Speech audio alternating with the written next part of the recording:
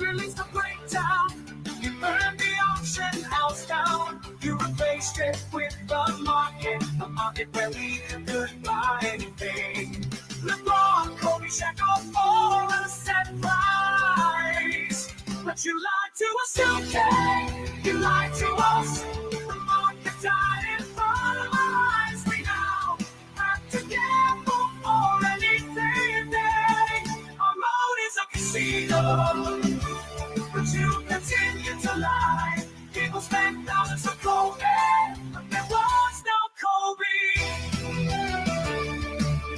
You lied to us, or scammed us all. But you don't care as long as we don't leave the billion dollar casino.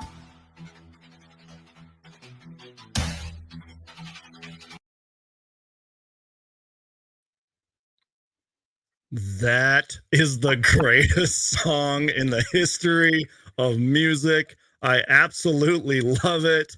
And oh my goodness, do we have a show for you guys today? Steve, Thunderstash Gaming. I am live with him. We are live on both channels. For those of you who are watching on the SunsGeek channel, we're doing something a little different today. We're recording this on August 21st. It's the NBA offseason. There's no news going on right now. But guess what? There was some NBA2K MyTeam news today. And we're going to get some news next week. And then on September 6th, well, a couple days before September 6th, 2K is going to be here back in our lives again. So that's what we're going to be doing here, live on both channels, SunsGeek and Thunderstash Gaming's channels. And I'm going to introduce my co-host, co-streaming live on his channel, Thunderstash Gaming. Steve, how you doing, man? What's up, guys? I am doing great. A lot better, actually. I was already doing great, let me say, but man, I wasn't expecting, I don't know. I was hopeful that we were going to have like some good positive news today. But again, like with that music video we just played, you know, that video was created because of 2K's actions over the last 12 months. And I just didn't have like super high hopes. I was kind of guarding myself too. I was protecting myself going into it, knowing that, you know, hey man, like mentally preparing myself that you might get some bad news. And sure enough, man, it was the opposite. So yeah, lots to talk about today. Welcome everyone. What's up to everyone that's tuned in on SunsGeek channel? Of course, I've been on the show quite a few times. It is the NBA off season. Yep. And it's the NBA off season, but it's coming into the 2K season, which, as we all know, is the precursor to the NBA season, because it always comes out about 6 weeks before. So yeah, it's pretty exciting times. A lot going on. Thanks for tuning in. We'll jump into this. Yes, sir. But real quick before we jump into it, Thunderstash, just curious, man, because I know it's going to be a pretty long day for you.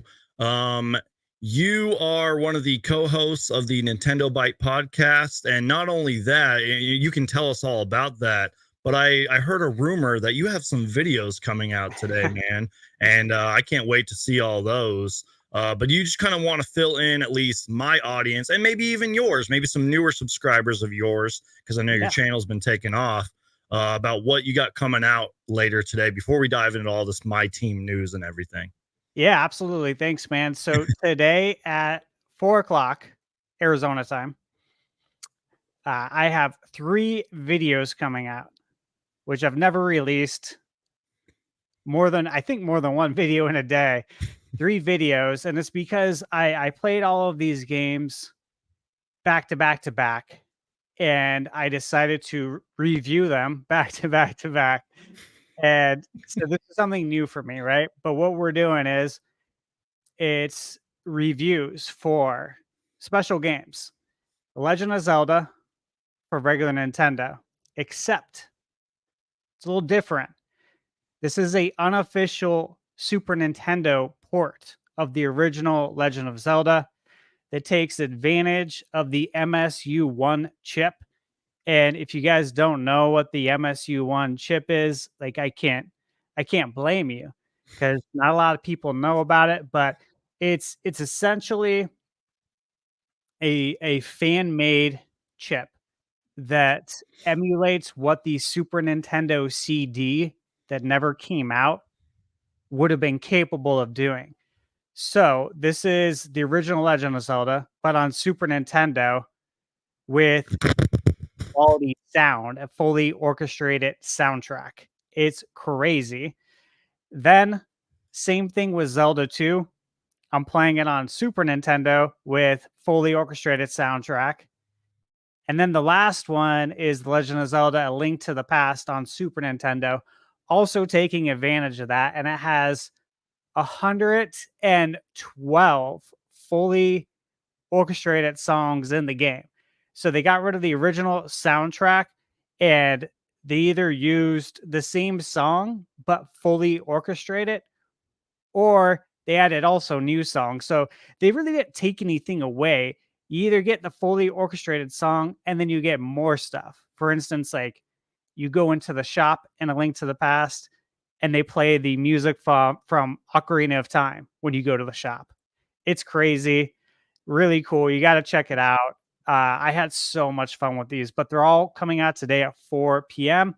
And then, yeah, tonight at 6 p.m. my time, Arizona again, we have the weekly Nintendo Byte podcast with Nintendo Prime. And we'll probably be talking about Switch 2 stuff because there's been a lot of Switch 2 rumors. It's really heating up. It's getting very interesting. So I'm sure we're going to be talking about some new Switch 2 rumors because, again, that's like right around the corner. And that's what I got going on. A lot to. Yeah, thank you so much for sharing all that. And once again, you guys, we're live on both channels. All of our links are down below in the description. Follow us on social media. All of our platforms you can see on my screen right now. I just popped it up. It's going on the ticker right there. But all of your links are down below in the description, Steve. So check out that description box.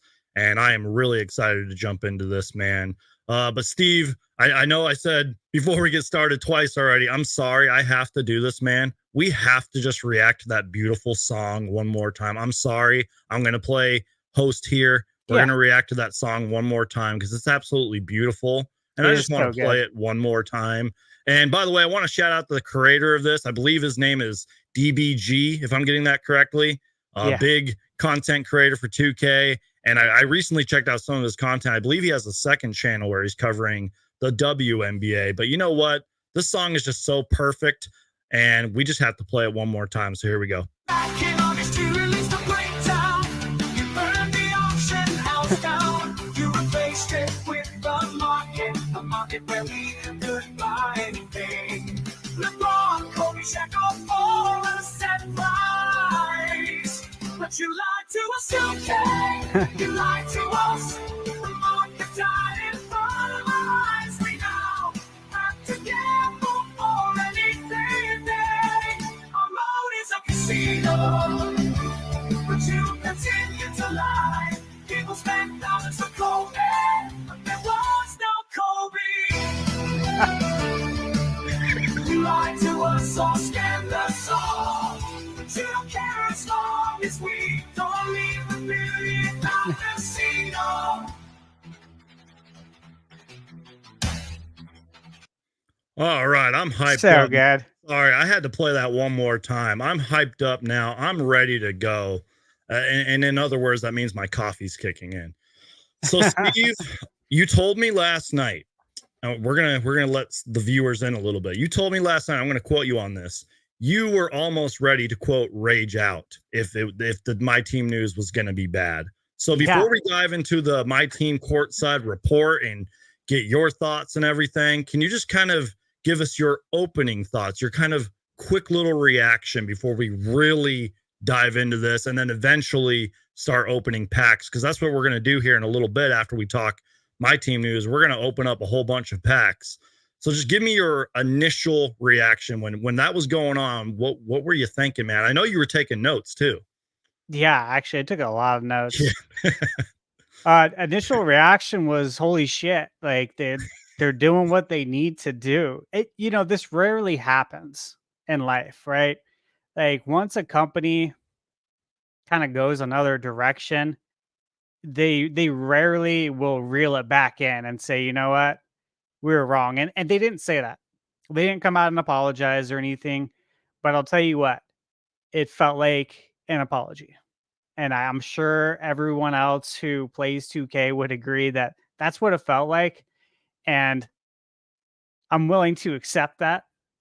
I'm willing to accept what they went over today as the apology. So yeah, I went into it thinking, hey, this might be the first time. This is probably going to be the first time since the original 2K on Dreamcast. I've owned every single NBA 2K.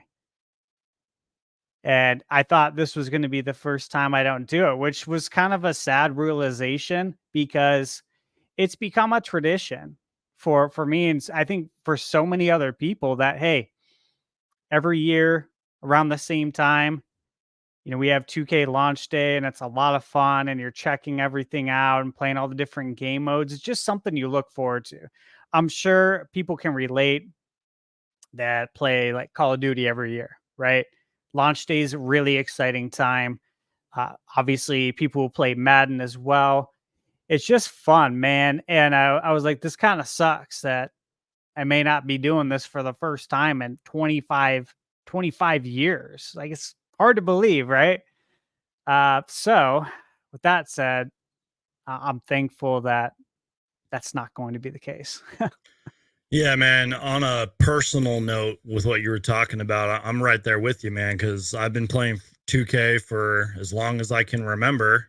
And when you said like you were the way I took what you said was you weren't even sure if you're going to pre-order it, and if Yeah. this news would have been bad and not what you were expecting, why should you pre-order it? I mean, respond with your wallet, as you once told me in a way. So Yeah.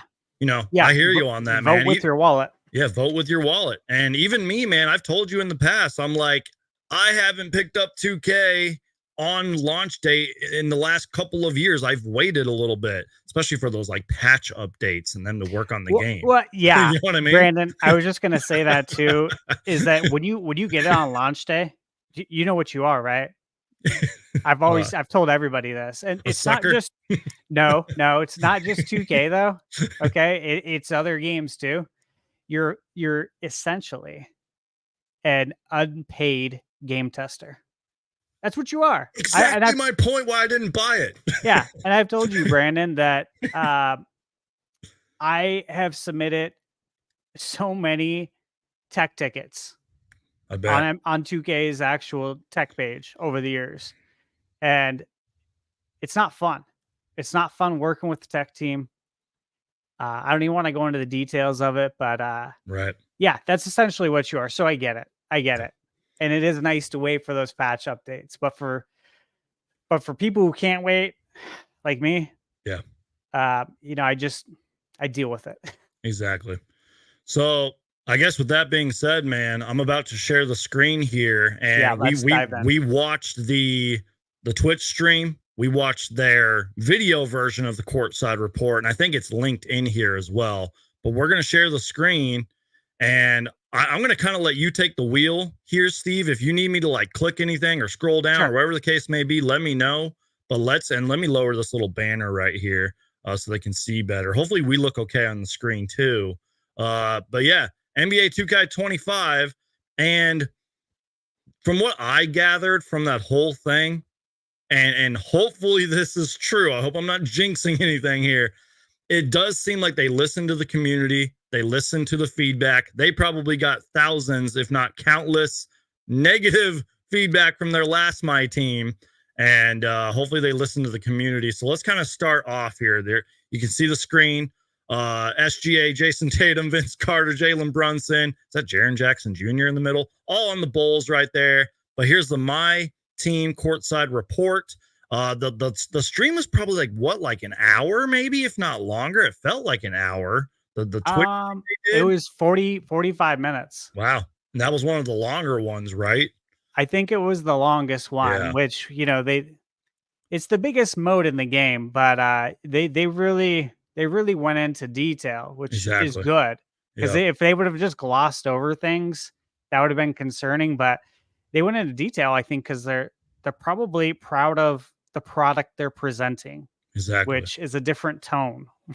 So, just real quick, I'm not going to sit here and read you this line by line because that's just, I'm not a good reader and that's just boring. But I will start with this: become the best of the best in my team and assemble an elite lineup in NBA 2K15's revamped mode featuring the auction house, triple threat park, and more. So, Steve, where exactly do you want to start with this? Should we just start with what they started with, which Yeah. was the auction house? Now, they did tweet that, I believe, about 45 minutes before their Twitch stream. And I'm assuming this is a good thing. How do you feel about the auction house being back? And again, if you need me to scroll down or highlight anything, just let me know. Yeah, scroll down just a tad. Yeah, I got you. And okay, yeah, guys. So with the auction house, this is huge. Huge that it's back. So last year they got rid of the auction house and they introduced the player market. And with the player market, 2K controlled everything. They controlled the price on everything, meaning everything's a set price. Where hey, if they just released 12 new cards, right?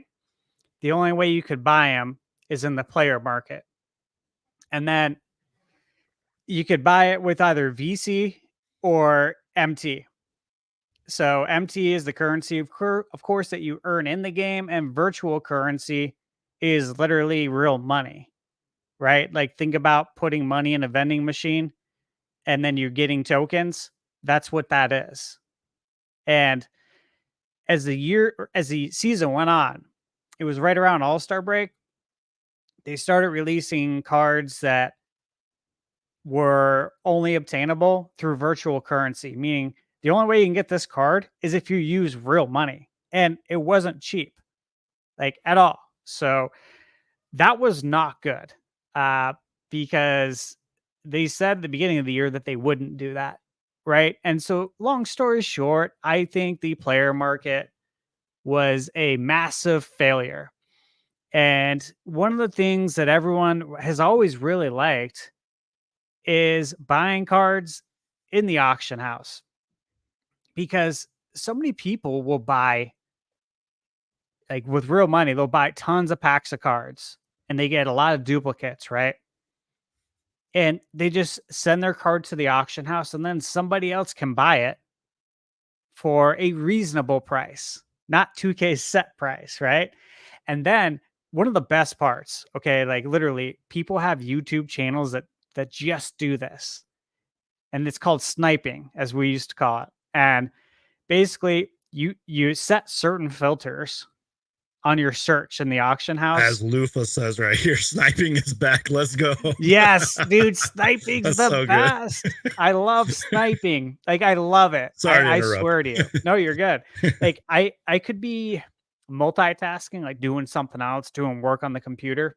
And I also have like 2K up in the background, constantly refreshing while I'm working, trying to snipe some cards for That's a good great. deal. Because it's like if a bunch of new cards just came out, right? And there's a card that you want. And say you see someone selling it for like, I don't know, 3 or 4,000. And you're like, no way. This card's easily worth 15 or 20, right? And so you see it and then you go and try and buy it, but somebody else already bought it, right?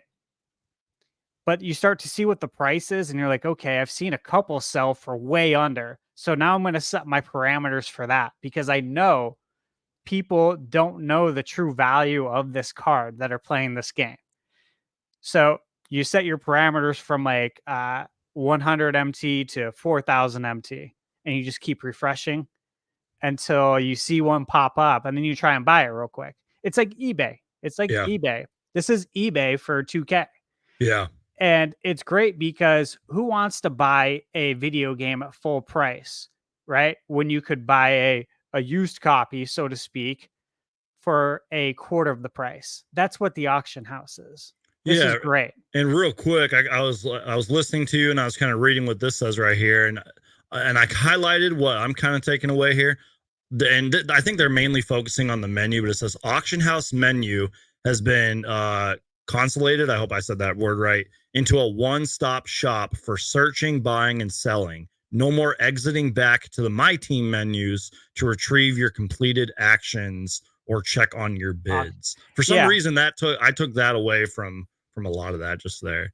So previously, how this worked is, you would bid on the card in the auction house menu. Yep. So say you bid on 5 different cards, right?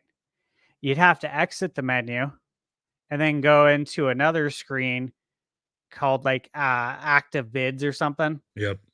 and it would show you all the cards that you actively bidding on.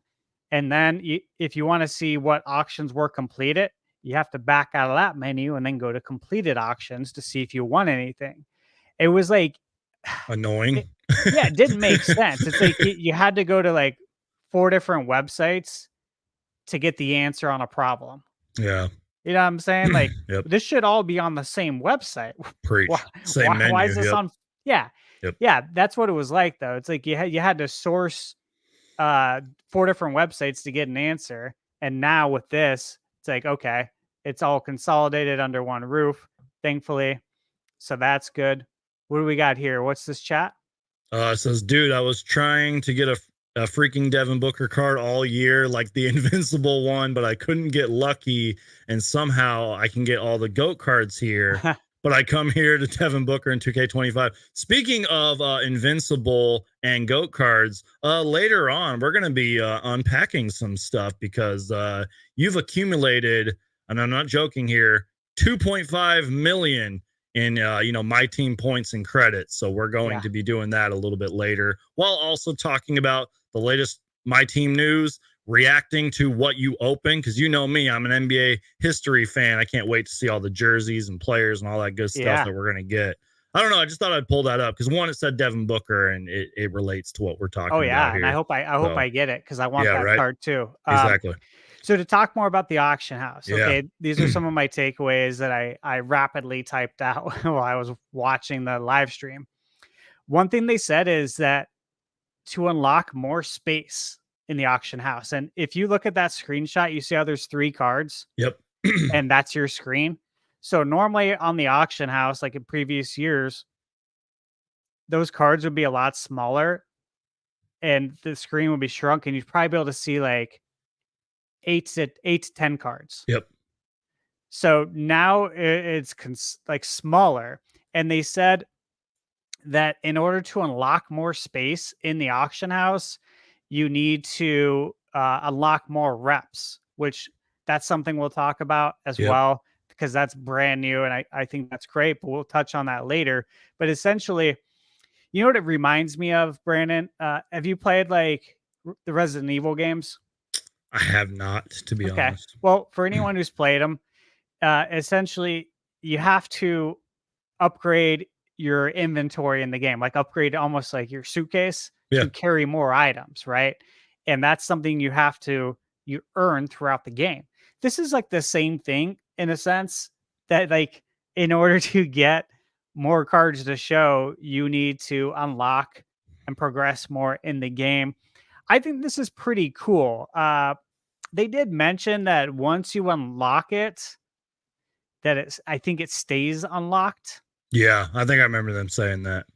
Yeah, and let's see what they say. So I'm going to kind of actually read the auction house piece because, this is new, the way they're returning it. So the auction house returns in 2K, where you can auction off or acquire cards using MyTeam points.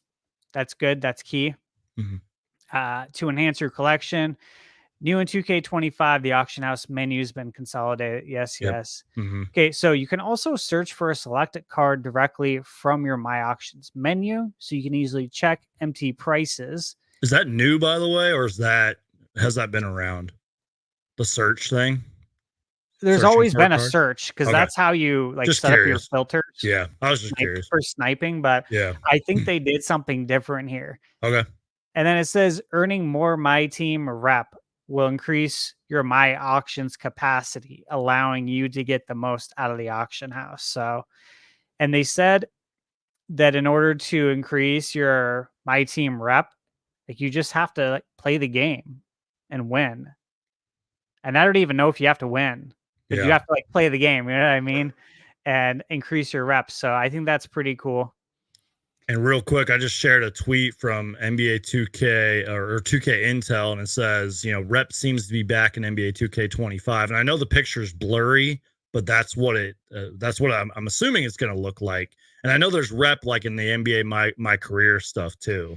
Yeah. I thought that was a good tweet to share. You can see the bronze Yep. logo there. So that's your rep badge. Yep. And they had mentioned that there's obviously different rep rankings and whatnot. And again, we'll get into that. Yeah, But we'll get into that. on I the just thought I'd share surface, that. I just want to say I think this is awesome. Yeah. Like, this is so cool. And this is a great crossover because I don't play the my career, my player mode. I don't play. I don't blame you. Yeah. You know why? You know why? It's all consuming. Okay.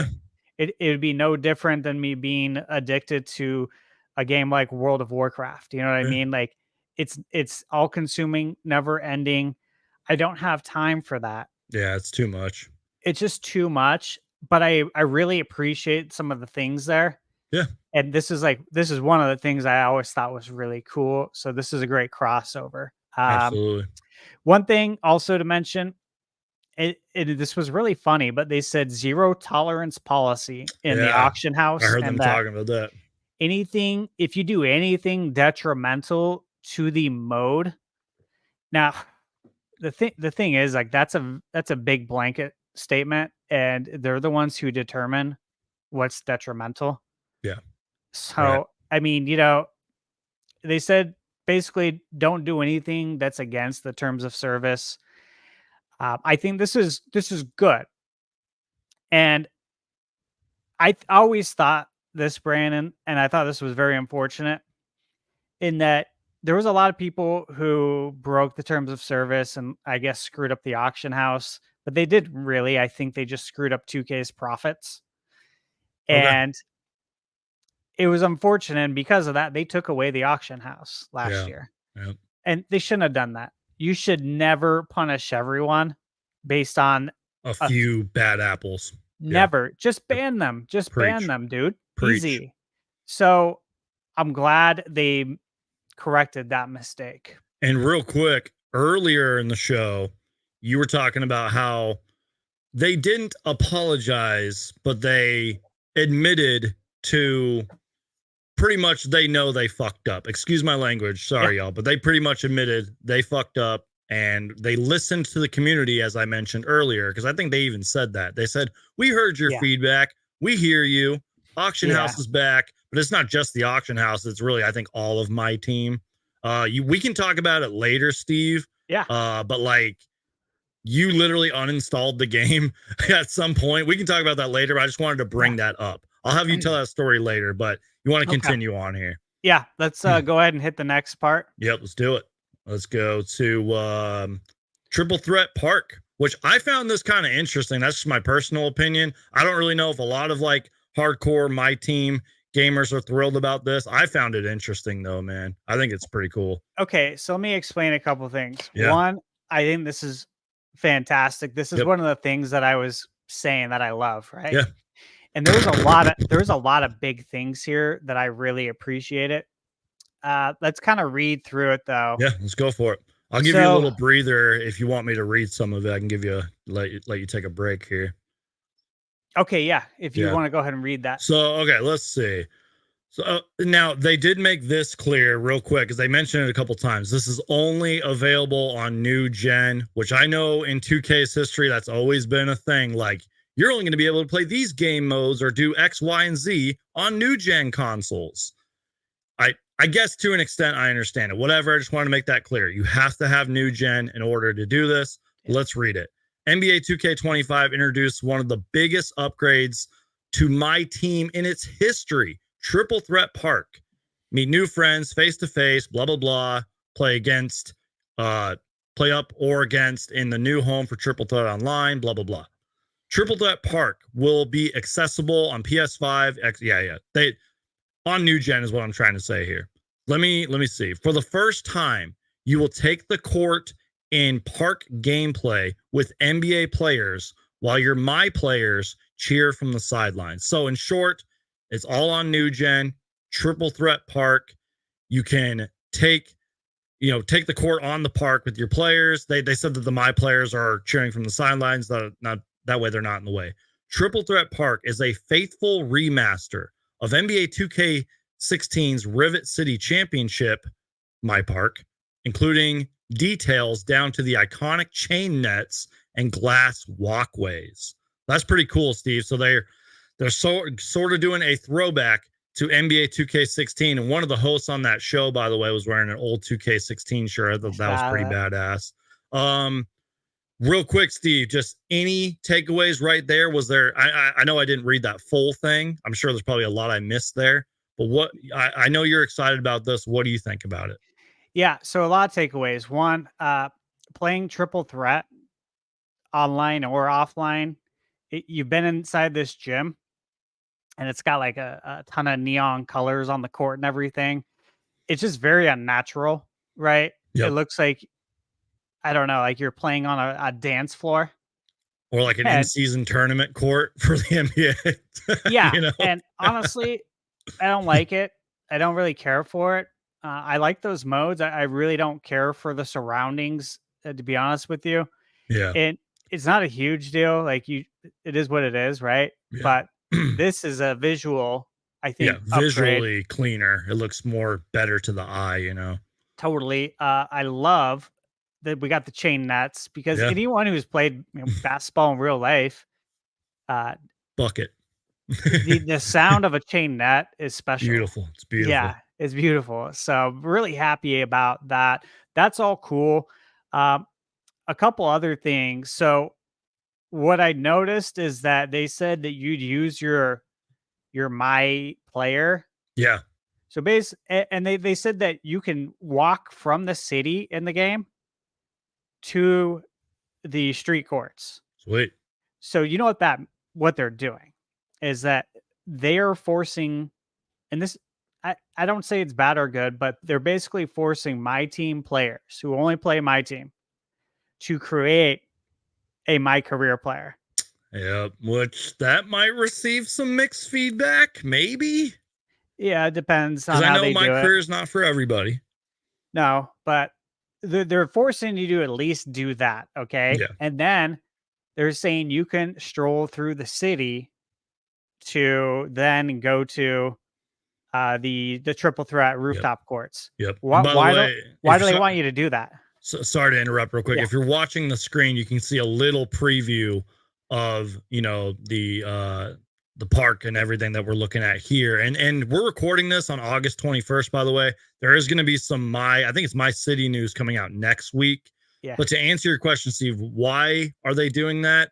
Why do they want you to walk through the city? I hope it's not for microtransactions. I hope they aren't doing that for that. That was the first one. I was like, wait a minute. Because again, My Career is not for everybody. You said it earlier. You don't really do the My Career stuff. I used to be hardcore into the My Career stuff, but it's so damn time consuming. And I'm going to full screen myself here. And it also costs a lot of money. Yep. So, yeah. Yeah. So basically what happened in the real world, what happens when you go to, a populated metropolitan city? What is there? Tons of stores, tons of shops. Yep. Everyone wanting your money. This is the virtual version of it. Oh, and great. At the same time, they want you to see, I'm sure, what My Career has to offer, because and that's fair. That's how I can you understand see it. that. Yeah, I can understand that.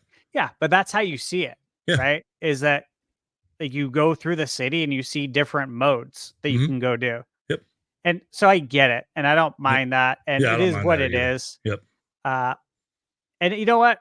I think that the city aspect's pretty cool, and maybe it will get some people. I'm sure some people will cross over and do both modes. So I'm sure it's going to be a win for 2K.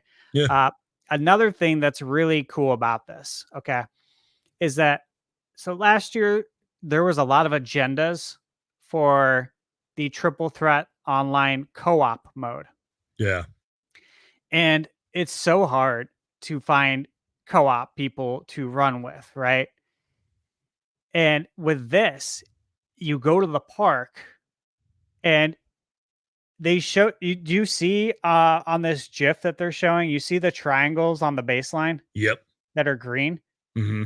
So that's where you go stand and you wait for a game, and then somebody else will walk up with their my career player and somebody else. And then once you have three, you're on next. It's just like playing real basketball. It's just like going to the gym and waiting for next. You wait for the game to get over, Yep.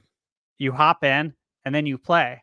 And they said like four, I think four courts were reserved for online co-op.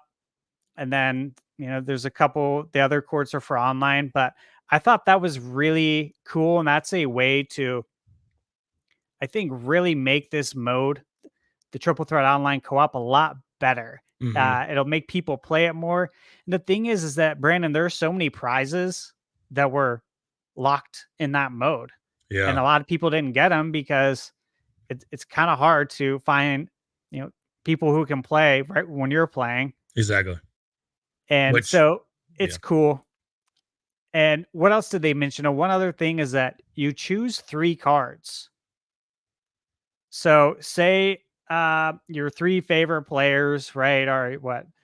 They mentioned Booker. like Kevin Durant, Booker. They mentioned like, Jokic. So you bring 3 cards to the court. And then I think they said 2K will select one of your cards. You don't select it. I can get behind that, to be honest. That's kind of cool. I kind of like that because keeps things interesting. I wonder how they're going to do it. For instance, will it make sense if I come with a guard and 2 centers and someone else comes with, a forward and 2 centers? Will they make it make sense? Basically, like, will we have a guard, a forward, and a center? Or will 2K make it 3 super short guards, even though you had a big guy, a center, as one of your 3 cards? You know what I'm saying? Right. Yeah. Like, that wouldn't make sense. So I'm hoping that they're doing it. Maybe, or will they make it unpredictable? I'm hoping they make it balanced. It seems like that's what they're going for with 2K25 is bringing balance across everything. And we can get into that more because I think they talk about it. Yeah. And real quick, just for anybody who's watching the stream, I did zoom in a little bit, and I know this isn't like, I mean, it says it's gameplay, but it's like, it's just, the courts right here. And just real quick, I highlighted it earlier. There are a total, this is the part I didn't read, but it says there are a total of 9 courts. 4 of these courts are for 2-player 3v3 games where each person controls 3-player card lineup, like you just mentioned. The other 5 courts are for 6-player 3v3 co-op, where, each person controls 1 player card, with 2 of these courts designed as a, quote, no squad, end quote, courts. Hopefully that makes sense. Just wanted to share that. So and that means that you're running with random people on those 2 courts, which is great. And was there one other thing? Oh yeah, one other thing I want to mention that I thought was cool is that they did mention there will be limited time events in the park, which limited time events are some of the most fun things to do in 2K. Yeah. And again, later on, I'll link the whole courtside report and everything. Actually, I clicked the wrong thing there, but I'll put the whole courtside report in the description, put it in my comment section afterwards. You guys can go read this. I'm sure there's going to be a video on it on 2K's end. But anything else in terms of triple threat that you wanted to discuss? Like, should we kind of move on from this? Because I think we covered a decent amount of it. Yeah, let's move on from triple threat and just say that that's definitely a W. Yeah, sounds pretty good to me. I'm more curious about that whole, like, them not giving you a card, but they choose a card for you. That's kind of what I'm curious about. That's going to be a lot of fun because it's like you got your 2 cards, but you're going to be playing with a random pretty much, which I like that. It keeps things interesting. You scroll up just a little bit. Yeah, absolutely. Let me see a little bit more. Yeah. And a little bit more, a Yep, little bit yep, yep. more. Triple Park. Okay, right there. Exploring Triple Threat Park. Yeah. So show off your MyTeam rep progress and your Mhm. ranking from the last King of the Court events. Your That current is showdown tier, as well as your first choice player card on your customized player panel as you walk around Triple Threat Park as your my player. Yeah. okay. And it says once you approach a court's open next spot, your my player will walk into the court and then they'll reveal the NBA players you will be controlling. Okay. I like that. That's cool, actually. I missed that is part. cool. I completely missed that. Okay, cool. That's cool. All right. Yeah. All right. So just moving on here, Showcase Spot, a special feature in which so this is more triple threat stuff. If you step on, okay, so let's see. Let me just make sure I'm getting this right. If you step onto the Showcase Spot, you will open packs on a massive billboard for everyone to see. If you obtain a high-powered player card, that player will make the grand entrance, as you can see on the screen here with this little GIF or GIF, whatever you call it, complete with fireworks display. So that's just a little, bonus, I guess. That's kind of cool, though. If you can see it on the screen right now, it's kind of cool. We already talked about the rep a little bit. Do you want to move on to Breakout? Yeah, this looks like the coolest. Okay. Definitely the coolest, biggest, newest thing here. Yep. Let's do it, man. All right. So with Breakout mode, it's a new mode that houses the revamped single player experience, which is great because single player experience hasn't really gotten a lot of new stuff over the years. Yeah. And then you select a difficulty and you begin in the middle of the Breakout board, and it's almost like a board game, right? And it's surrounded by, says, various arenas representing game modes, eras, which I thought was really cool. Different, obviously, eras in the NBA where you have to play against, an 80s, 90s, 2000s team. That's cool. And opponents that you choose to compete against. So the goal is to break out of the game board and then earn your reward. And you choose what direction you move and compete in a quick triple threat, they say, or clutch time 5-on-5. Yep. Or a shortened 13 card full lineup game. They mentioned it would be like, I think, 4-minute quarters, which is great. That's cool. Because we don't have all the time in the world. Yep. And before starting a game, you can preview the game types and opponents. And then you can also discover the rewards available on the outer rim. So if you scroll down, let's see if they show a screenshot of it. I think they do. Yeah, it's right here. And I can zoom in a little bit. This looks so cool. Kind of reminds me of like Monopoly or something. Like you said, a board game. That's cool. Yeah. That was my first thought when I saw it. So you see in the top right corner, it says prize points, 5, 10, 15, and then goes a little bit past that. Mm-hmm. And you see on the left there, it says era 2000s. You're playing the 2001 76ers. So went to the Iverson, finals with Allen Iverson. Yep. Mutombo. Yep. Objectives: make 1 4-pointer and win by 10. So this is for clutch time. That's cool. Yeah. So of course, if you're going to do this objective, you want to bring a team for clutch time that has good 3-point shooters, and then one that has at least probably a silver or gold unlimited range badge. So very cool. And they were showing it to where you move around the prize board and you could see again, like what it is and like what your challenge is going to be. So do you want to go that way? Like, are you confident you can do this? Because if not, maybe you should check what's up on the game board or what's to the right of it. And then they talked about the gatekeeper, which I was like, oh, that's so cool, which is your final one where it's basically like a boss mode. Yep. And they also mentioned that if you lose 3 times in a run, you have to start over again. Right. And honestly, this is like adding roguelike elements to a sports game. Yeah. Is the first thing I thought of. I'm like, this is really cool. This is not something that's been done before. So let's see what it says. You want to read some of that, Brandon? I can read some of that. And real quick, Steve, I swear I remember us having the same conversation last year to an extent that I will give 2K credit here.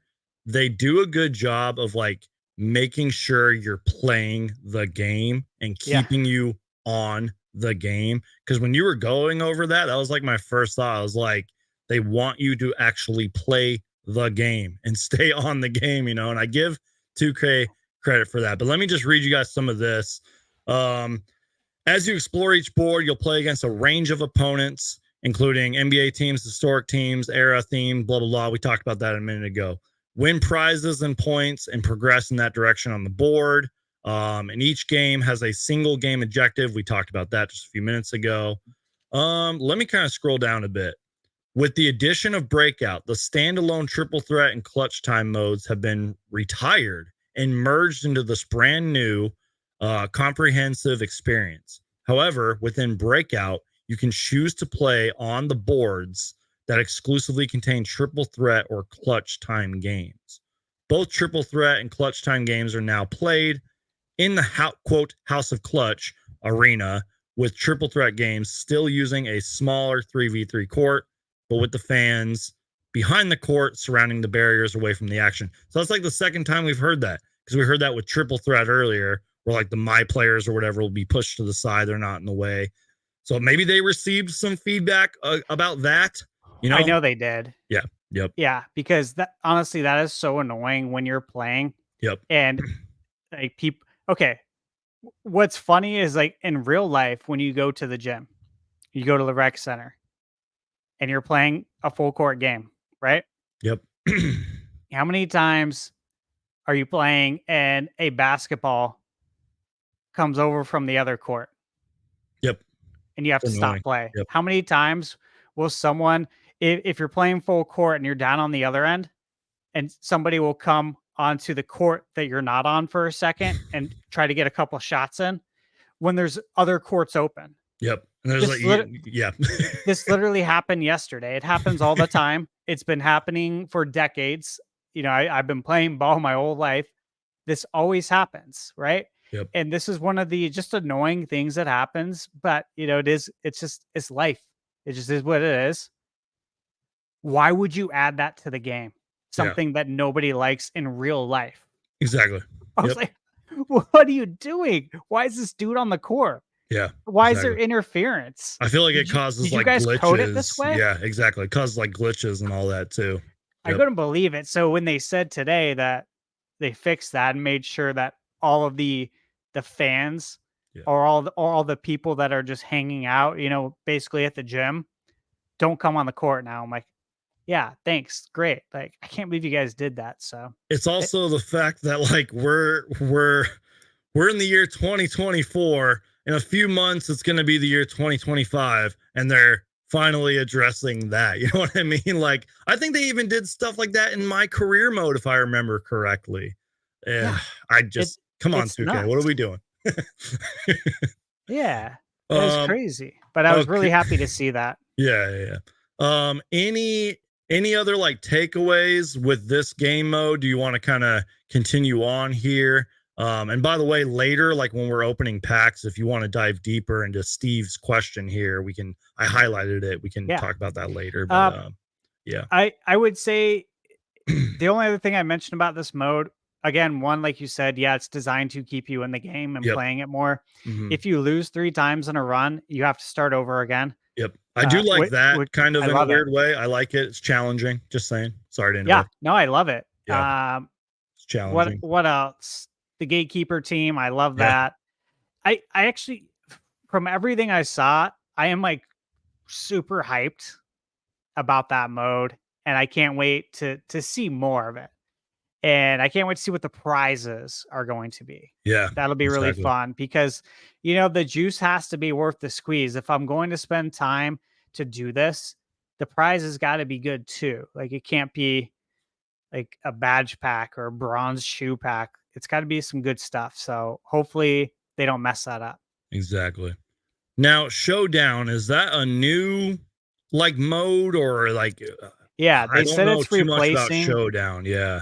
They said it's replacing Unlimited mode. Yeah, okay. I did note that in my notes. It is Showdown replaces old. Yeah, okay. This is big, okay, because Unlimited is a mode that is not very inviting. Right. Okay. It's for the like elite players. It's not for the casuals. Yeah. It's not for the person who picks up 2K, wants to jump in and have like a great online experience. It's not. Like a lot of what you see on Unlimited is players spamming the same plays that basically almost break the game. Like they figure out how to basically not play basketball.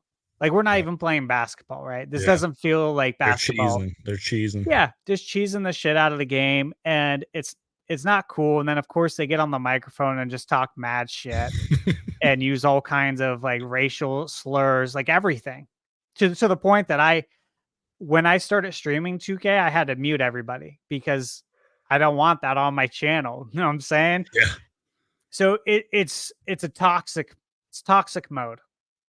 However, I'm glad they dumped it, and it sounds like they did because they want a fresh start and something more inviting.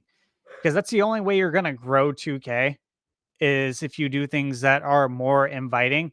And this right here, so games are played with 13 card lineups, Yep. 4-minute quarters, which is nice because before it was 5, and that extra minute helps make it quicker.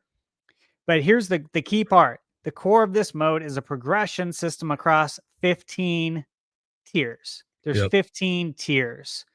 And the primary goal is to win and get promoted. You will start at tier 15 and you'll work your way up to tier 1 as you stack up wins. As an extra incentive, if you go on a win streak, you will earn extra progression up the ladder. Losses will count against you, but there are checkpoints built into each tier to protect your progress. So it's like if you start at tier 15 and you make it to tier 10, you'll never drop down to tier 11, 12, 13, 14, 15, right? Yeah. It's like playing the game 21 and you reach safety. Like you're never going to drop down. This is wonderful.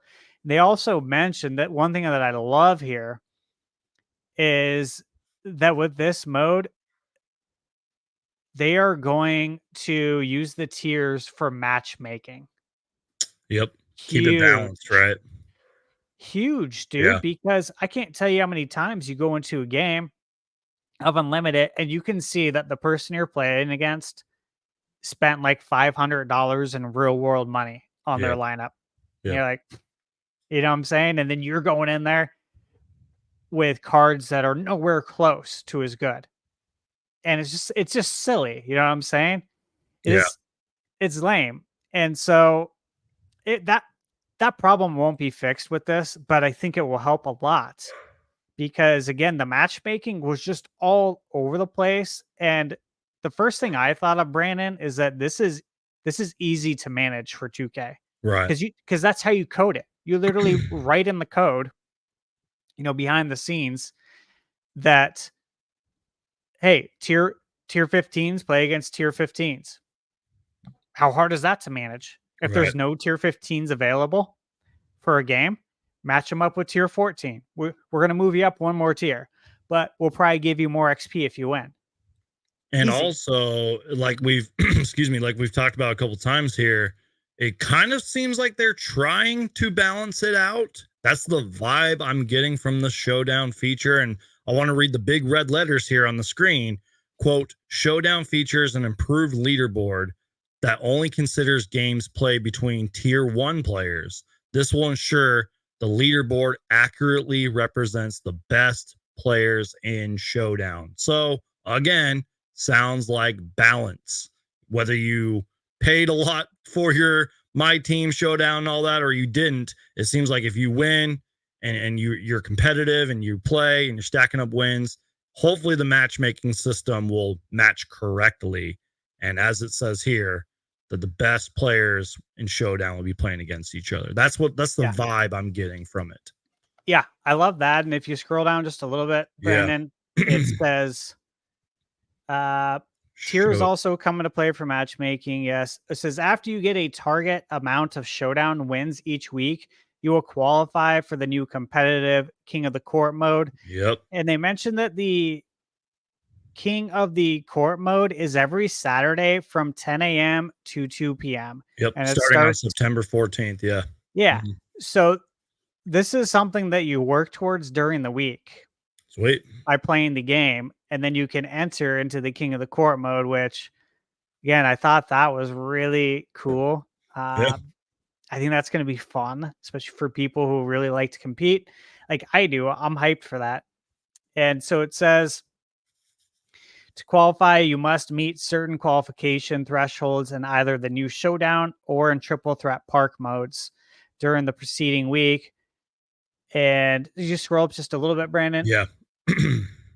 Okay, or earn qualified. After each King of the Court game, you will earn a game score based on your performance. So if you lose 3 games on Saturday during that 10 a.m. to 2 p.m. hour, then it says King of the Court is over. yeah, so you're out. Yeah. Really cool, man. Like I thought this was awesome, and I'm really excited to participate. I'll sure I'll be there the first week playing in that and checking it out. So Kind of feels like real life basketball in a way. Like if you or your team loses and there's a whole bunch of people, like you're off the court, you know? Kind of yeah, that's how I look at it, you know? yeah, and by I the way, love there's it. a graphic there too. Kind of shows week 1, some random names, the event points. There's the reward right there. I think they did mention that the 1 I there's so Yeah, much to unpack there, but current I got tier notes on it. rewards, yeah, like I'm just reacting to this graphic right here, but yeah, I don't know. It's very cool. So prizes are given for the top 50%, top 10, top 1, and then the ultimate King of the Court.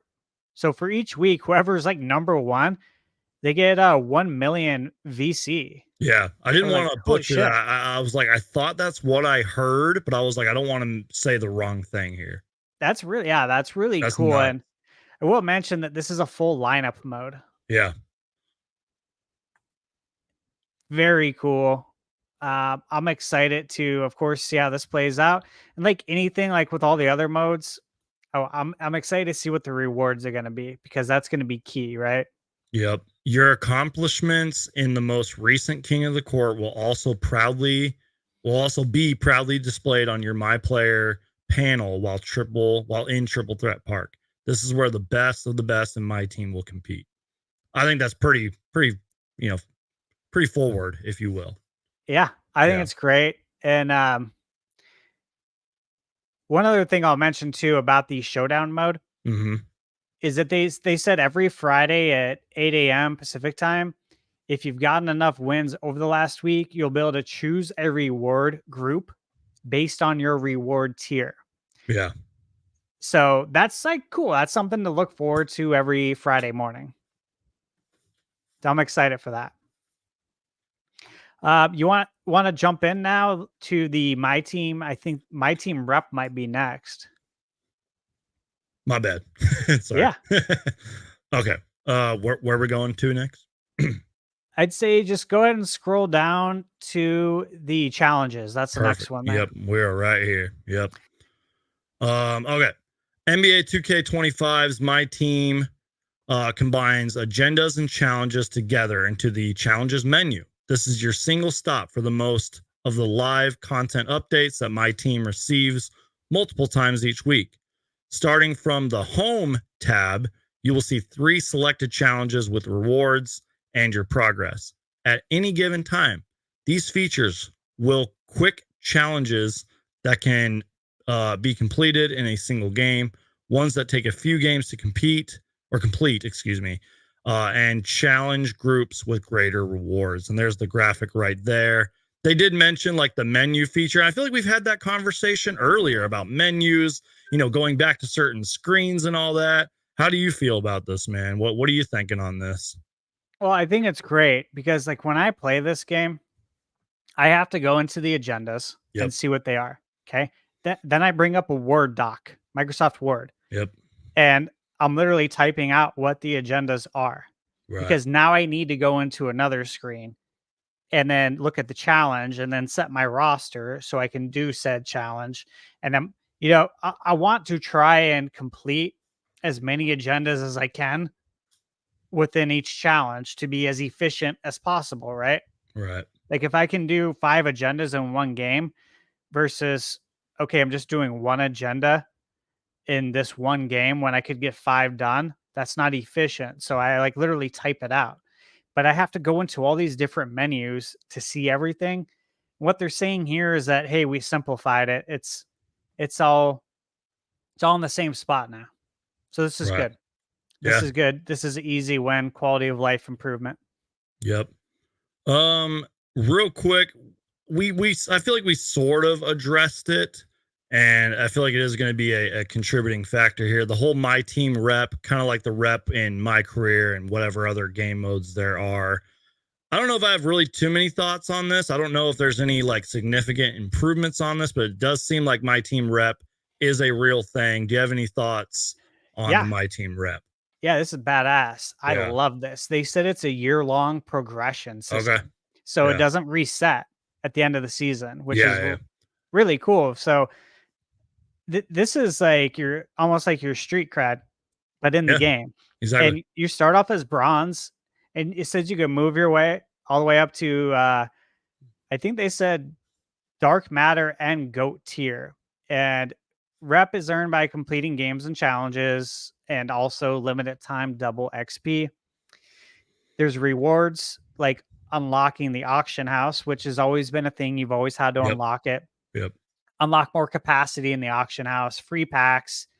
And then the dark matter rep tier gets you a GOAT Jason Tatum card. Yep. One other thing they said, which I was like, oh, this is really cool. And I understand why they did it because they want to create, continuity, right? Right. If you buy 2K25, they want you to buy 2K26. So it says at the end of the year, so next July 2025, if you hit dark matter or GOAT tier in 2K25, you'll get the dark matter GOAT tier rewards automatically in 2K26. I was like, what? That's cool. Yeah. So they're literally giving you reasons to play the game more. Like, has that not been the overall theme here? Exactly. Is how can we Yep. keep you playing more? Exactly. That was my first thought.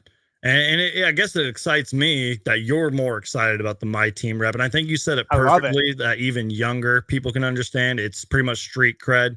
You play the Yeah. game, you play the game well, you get a lot of wins, you're going to get the rep and rewards for it. Again, keeping you on the game. And in a weird way, Steve, sort of like with the whole you have to create a my player to get to this court or whatever, kind of seems like they're kind of combining certain game modes and one game mode leads to another. I'm getting that vibe from it. I kind of like that though. They are. And again, it's all designed to keep you playing the game.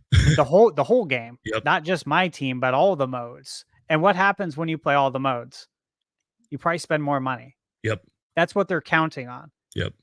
But it's on the surface, it seems great for people who don't spend money. Yeah. Who just want to buy the game like with me. that, kids. Be careful with that young people out there. Yeah, for sure. Also, that's another thing too, is just we're reacting to this in live time. It's August 21st. So hopefully we're not eating our words. Hopefully things don't backfire like last year's 2K My Team stuff did. And then this was interesting. I remember listening to them talk about this. Maybe I overlooked something, but it said at the end of July, those who are ranked in My Team Rep top 10 as invincible or GOAT level players will receive ultimate rewards related to NBA 2K26's, not 2K25, 2K26's My Team mode. Yeah. We'll share more information on that later in the year. Now, I saw some of the comments. People were like, they're already working on 2K26. No, I don't think that's what they were saying. I just think and I know you're big on this. I think your rep and rewards are going to carry over to 2K26. Is that what they said? Or am I getting that wrong? I don't know if your rep carries over. Yeah. But from what I gathered, so if I reach GOAT tier, yeah, in 2K25, and they're going to have a GOAT reward in 2K26. So say it's like I don't know, 100 overall Larry Bird. Yeah. Only the people who did this in 2K25 are going to have that card. So no, I don't think your rep carries over. Yeah, Like I think you need to start over in the next year. right. However, everyone's going to know that you were GOAT tier because you're the only one with that Larry Bird card. Which kind of gives you an advantage, keeps you playing the game. It does. And the fact that you don't have to spend money to have an advantage is good. Exactly. Yep. So again, be careful with your money, younger people and all people out there. Okay. This is just says getting started. When you enter the My Team, you'll see a brand new tutorial design. Hopefully there's some more better overall, just in general layout with the menu. Hopefully that's better and cleaner and not so repetitive like in past years. That's just a personal gripe with me. Yeah, it seems like it is. Yeah, They talked about that a lot at the end, and it does seem like they really cleaned up the menu system, which is exactly. nice. Okay, let's see. I just want to make sure I'm not missing anything here. Do we want to? Yeah. So speaking of that, new menus and UI, all of these changes are improvements in NBA 2K25's My Team. Bring along a new streamlined menus. That's my whole point, though. Not just My Team specifically, really just the menus and layouts of the game itself. So a long time ago, Steve, I texted you. I was like, "Hey, I have an idea for a 2K video," and pretty much it would have just been me griping about certain menu screens. Like when you design a shoe, let's say you want a certain color of a shoe, you can like click that. And then if you like click back, it takes you all the way to the back and you have to scroll all the way down, to find that shoe again. It's really annoying. Wow. I hope they fix stuff like that in the 2K menus. I don't know. I'm totally griping about something that's not very important, but I'm just saying because they talked about it. So I'm going to talk about it. Yeah, there's a lot of stuff like that. I agree. Yeah. One thing I'll mention with when you start your My Team mode, and you select the cards, your starter cards, and all that, and then it asks you. I have it written down here, and I thought this was really good. It asks you like what type of 2K player you are, and that's how they'll set up your tutorial. So you either choose new to basketball, or new to NBA 2K. That's cool. Or new to My Team, or just show me what's new. Yeah. Like to this year. What does that tell you? That this is very inviting, right? They want everyone to play the game. And there's proof of that. I don't know if you saw this, but I saw it yesterday. PlayStation 5 has a new bundle. And the box for the PlayStation is literally got NBA 2K25 on the cover. So 2K25 is bundled with PS5. Ooh. And immediately I thought to myself, of all the years, 30 plus years I've been playing, video games, is that I've never seen a sports game as an official pack-in title ever. Right. For a console. This is new. Like this is, and the reason why is because sports games are not appealing to everyone. They don't have mass appeal. Like if you don't like football, you don't. If they do a PS5 that comes with Madden, but you don't like football, why would you get that bundle, right? Exactly. So they're trying to make basketball 2K way more inviting to the casuals, so everyone can play. Right. And again, by seeing that bundle and then seeing everything today, it all makes sense, dude. It all makes sense. So cool. Real quick, Steve, we're already past 1 hour, and obviously we're probably going to be going for a while now, but just curious, and feel free, we don't have to do it, but do we want to maybe start opening some packs while also kind of tackling some of this My Team news? I mean, I'm just kind of freestyling. We're on the fly here, but I just wanted to see if we can maybe start doing some of that and take your time getting all set up and everything. I just figured we kind of, get two birds with one stone here while we're still covering this My Team news. Again, you guys, we're past the 1 hour mark. We're live on both channels, Thunderstash Gaming and SunsGeek. We are live. Do us a huge favor if you're still watching, or if you're watching later in the show, please crush that like button because it helps support both of our channels. We are reacting to the NBA 2K25 My Team news, which for the most part is pretty positive news. Again, fingers crossed, because I feel like we were pretty positive and optimistic last year, which, by the way, I remember we went live and did some videos for 2K24's My Team news. So hopefully it's as good as we're feeling throughout the whole year. Hopefully it's a good experience. And in a little bit here, take your time, Steve, no rush.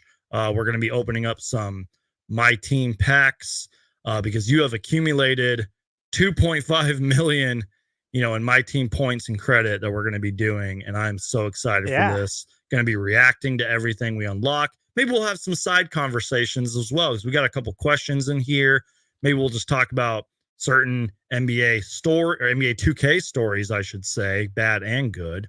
Yeah. And maybe tackle some things that we sort of referenced throughout this show, while also still talking about the latest My Team news. So real quick, Steve, again, I can jump from back, I can jump from this, I can jump to the My Team courtside report. Let me know if you need me to go to that or anything. I want to help you out as much as possible here. But yeah, what are we looking at here, Steve? I mean, 2.5 million and some change. This is exciting, man. And it's like we said in the title, and sort of how I don't feel like I necessarily covered this when the stream started. This is sort of our send off to NBA 2K24, and I want to give you all the credit here. And I personally want to thank you too for allowing me to be a part of this. I find this stuff fun. I'm a huge NBA history fan, as you know. I cannot wait to see what we're going to get in some of these packs. It's not even just the NBA history, it's the current players as well. And look at those beautiful GOAT packs. Look at the beautiful Invincible packs, 100 overall. I am so excited. It was in the thumbnail. I had a lot of fun making that thumbnail, by the way. So, Steve, you want to take the wheel here? You want to get us started, man? I'm excited, bro. Yeah. So, yeah, I'm very excited. I have 2.5 million MT. Oh my God. This is how much I had when I uninstalled the game right before All-Star weekend. Oh my God. So, I accumulated this pretty quick, and I played the game a lot. I just never felt like there was any cards I had to have. And I was winning like a large majority of my games, so I didn't feel like I was at a disadvantage. So I just kept saving my MT until something good came out, and then I ended up not using any of it. So here we are. Yep. Brandon, should I start with the GOAT? Yeah, I say we should hit the ground running. Let's get a big hit in. Let's just do it, man. We got it to spend. What I mean? Might as well just hit the ground running. So real quick, I'm going to write that down. I think it was 199,000 or whatever. I'm going to take notes on that. I want to say it was 199. We got a shake. Points. Yep. Let's go. We got a card shaking. And there's 10 cards in here, correct? Air Jordan. 10 packs. 10 packs. Yeah, not 10 cards. Duh. Oh, an amethyst shake. Ooh. That's not good. Oh, God. That amethyst should not be shaking at the end of the season. They should have taken that away. Kyrie Irving. So this is not good, right? No. You're not. This is a card I would never. You would never use this card at the end of the game. Total trash. Okay, if there's no shake, I'm just gonna press triangle. That's fine. Yeah. There's no point to wait on it. I hear you on that. Yep. Unless I see something, I'm like, oh my gosh, like there's that player or that team or whatever, jersey or whatever. I don't know. Sounds good. No shake so far. Yep. And again, if you're watching the screen, you guys can see this. You can pause at any point if you're watching later. Steve Kerr, Tyrese Maxey. Not bad, not bad.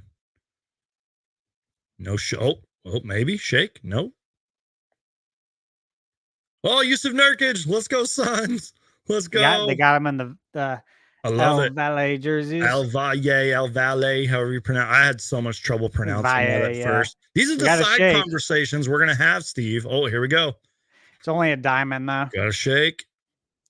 Again, you're not going to use anything right now unless it's a dark matter or not. Right.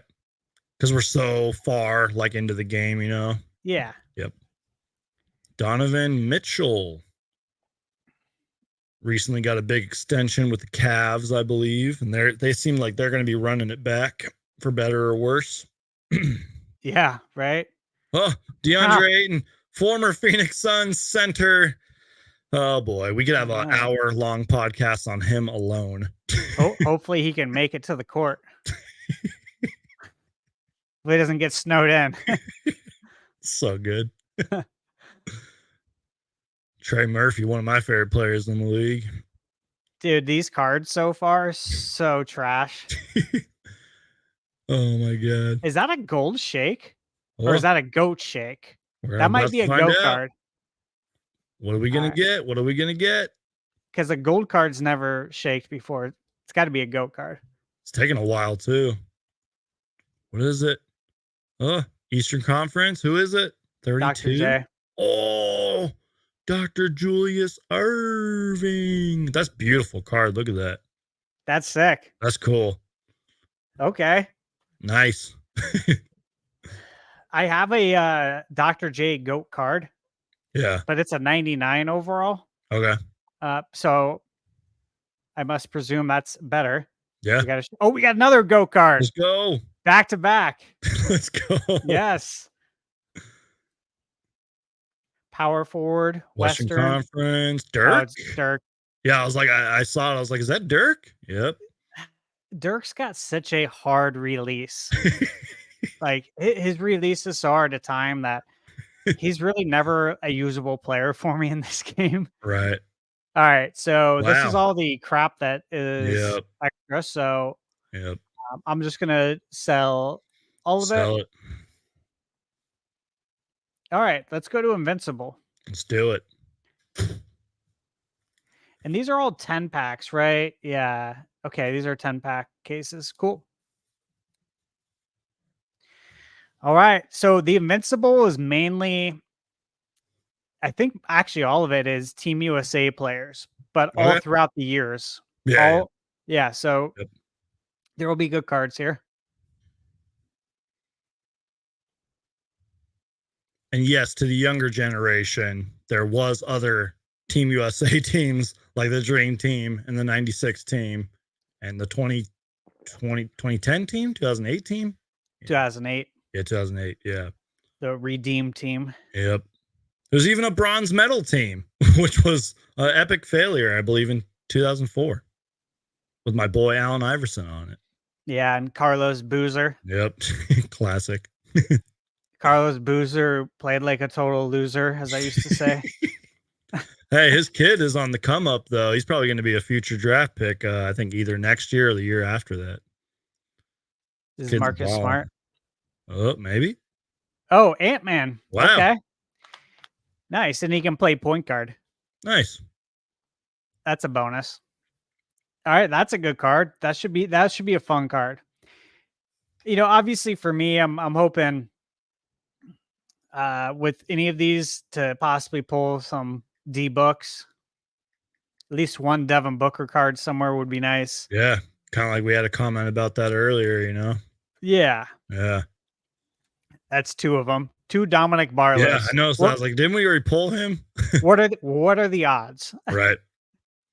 No wonder you've accumulated so much, you know, my team points and credit and all that. No wonder. Yeah. All right. So Ant-Man was the best there. Yep. We're going to sell everything. All right. Let's go to the 100 overall. Let's do it. And then maybe after this, after we unbox all this, we could maybe go back to a little my team news and then keep kind of going back and forth, you know? Yeah, let's do it. That's cool with you. Absolutely. Yeah. So we got a LaMelo. Nice. One of my favorite players in the league when he's healthy. Yeah, Brandon Miller, by the way, had a really, really underrated rookie year. It just kind of got overlooked by Victor Wembanyama. Yeah, for sure. He's going to be a rising star in this league. Yeah, he played really good. Yeah, but he's good, man. In the championship game. Yeah. Oh, yeah, these packs are flying now, man. They're flying. Yes, sir. I'm always going to comment. Excuse me. I'm always going to comment whenever there's a Suns related thing. So far, a lot of crap here. Yep. Yeah. Nothing really to be like, oh my gosh, Steve. Oh, Mikal Bridges. I love Mikal Bridges. Me too. The Knicks are going to be so damn good next year. I don't care what anybody says. They're going to be so good. It's crazy that roster they've constructed. Yeah. And I know everybody's concerned about Isaiah Hartenstein not being there anymore, but I do not care. They are going to be so good, at least on paper anyways. They're going to be fun to play with in 2K, by the way. Where did Isaiah sign? He signed with the Thunder. And everyone's like, oh, well, they're not going to have anybody to, block shots and all that. I'm like, dude, they're not going to have to worry about that with freaking Mikal and OG Anunoby and Josh Hart on the court. You're not going to be able to get to the rim if you can't get past them. You know what I mean? Yeah, I do. That's how I look at it, man. So these are, yeah, let's do one more go. These are 199. I think all of them so far have been, if I'm correct. Goats 199, Invincible 149, 149, and 100 overall, I think is 129, maybe. 120. Okay, I'm writing that all down. We've opened 5 so far. 4? I want to say we've done 4. 4. Yeah. So I'm writing all that down just in case we decide to do some on the fly math later. Jaylen Brown should have been on Team USA, by the way. I'm biased about Jaylen Brown just because, Yeah. I have my biases towards him. Boo, Draymond Green, boo. Great player, Hall of Fame player, but I don't like his attitude. Yeah, right. His beef with Yusuf Nurkic. Yeah, that's weird.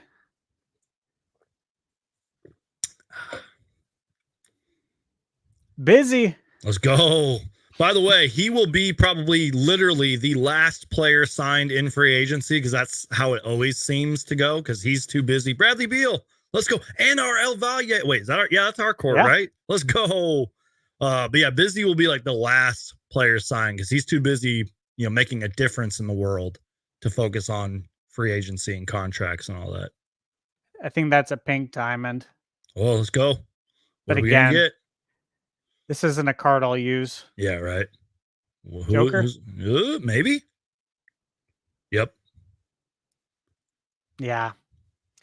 Nice. Not a usable card right now. Yeah. But Jokic. Yep. It's cool. That was cool. We got like Bradley Beal and the El Valle courts, like right in the same one. Dame Lillard. Love it. Sell all contents. Yep, might as well. All right. Want to get back to some My Team news real quick? Let's do it. All right, cool. So, anything else on, the menus or what was it? The showdown, I believe. No, My Team rep and showdown. Anything else before we kind of continue on here? Or should we just get to what's the next news? Lineups and management coaching. I'm kind of just scrolling the report here. Yeah. Card collecting, lineup management coaching. Anything on that you have thoughts on?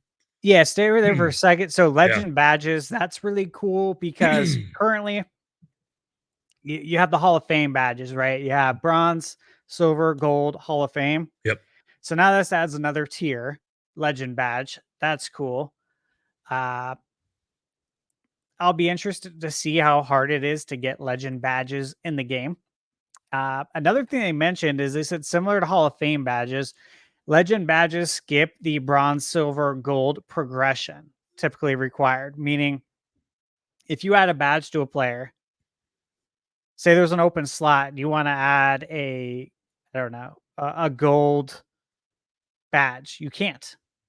You have to add a bronze badge first and then upgrade it to a silver and then upgrade it to a gold and then to a Hall of Fame and then to a legend badge. What they're saying is when you have a legend badge, you can just apply it. You don't have to basically go from bronze to silver to gold, which is huge because one, that cost in-game currency to actually get the badges. And last year was really hard because there was no auction house. Yep. So you can't go find the badge you need in the auction house. Yep. And I think that was a major misstep personally. Yeah. But at any rate, that's really cool. I appreciate that. they said shoe boost cards Yeah, I have heard been them talk about replaced. that. Yep. Yeah, so they're gone. The shoe boosts are gone. Now you have takeover cards. Excited to see how that plays out. And That the should be cool. shoe boosts only lasted like so long, if I remember correctly, Well, especially in years it depends. past. It depends. Like if you had a diamond shoe Yeah. is good for Yeah. the whole time. Exactly. Yeah.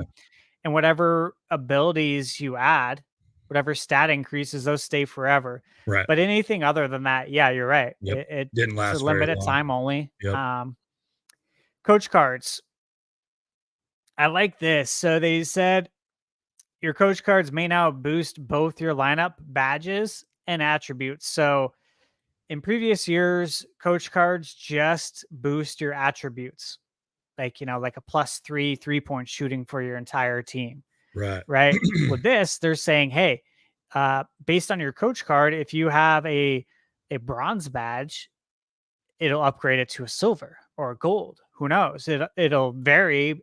And I'm sure as we get later into the game and they have higher rank coaches, you'll get even better badge progression. So Yep. I thought that was really cool. Excited about that. And then the next bullet point I love.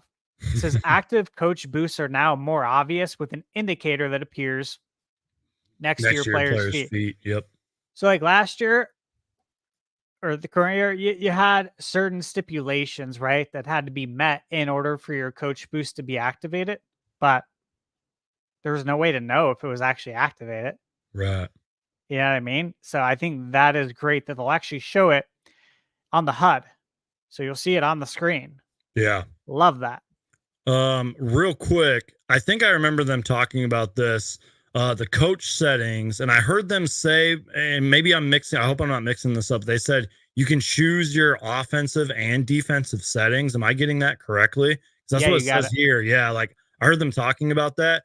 I believe that that wasn't the case in past my teams, was it? Like, because I think you had to like do it every time you played. Every freaking time. And it was annoying. And it's not just in my team, it's like in the My Eras thing. And it's like, everything. Why can't you like save it? You know what I mean? It was annoying, man. Yeah. So that stood out to me when they were talking about it. It's huge. And you can also set your favorite plays, which again, hallelujah. How many times have we all played 2K online? And as soon as we get matched up with someone, they pause the game for like 2 minutes. Yep.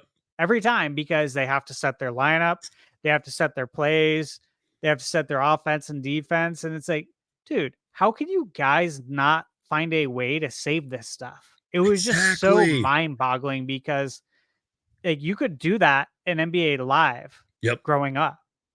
We know that because we played that. Yep.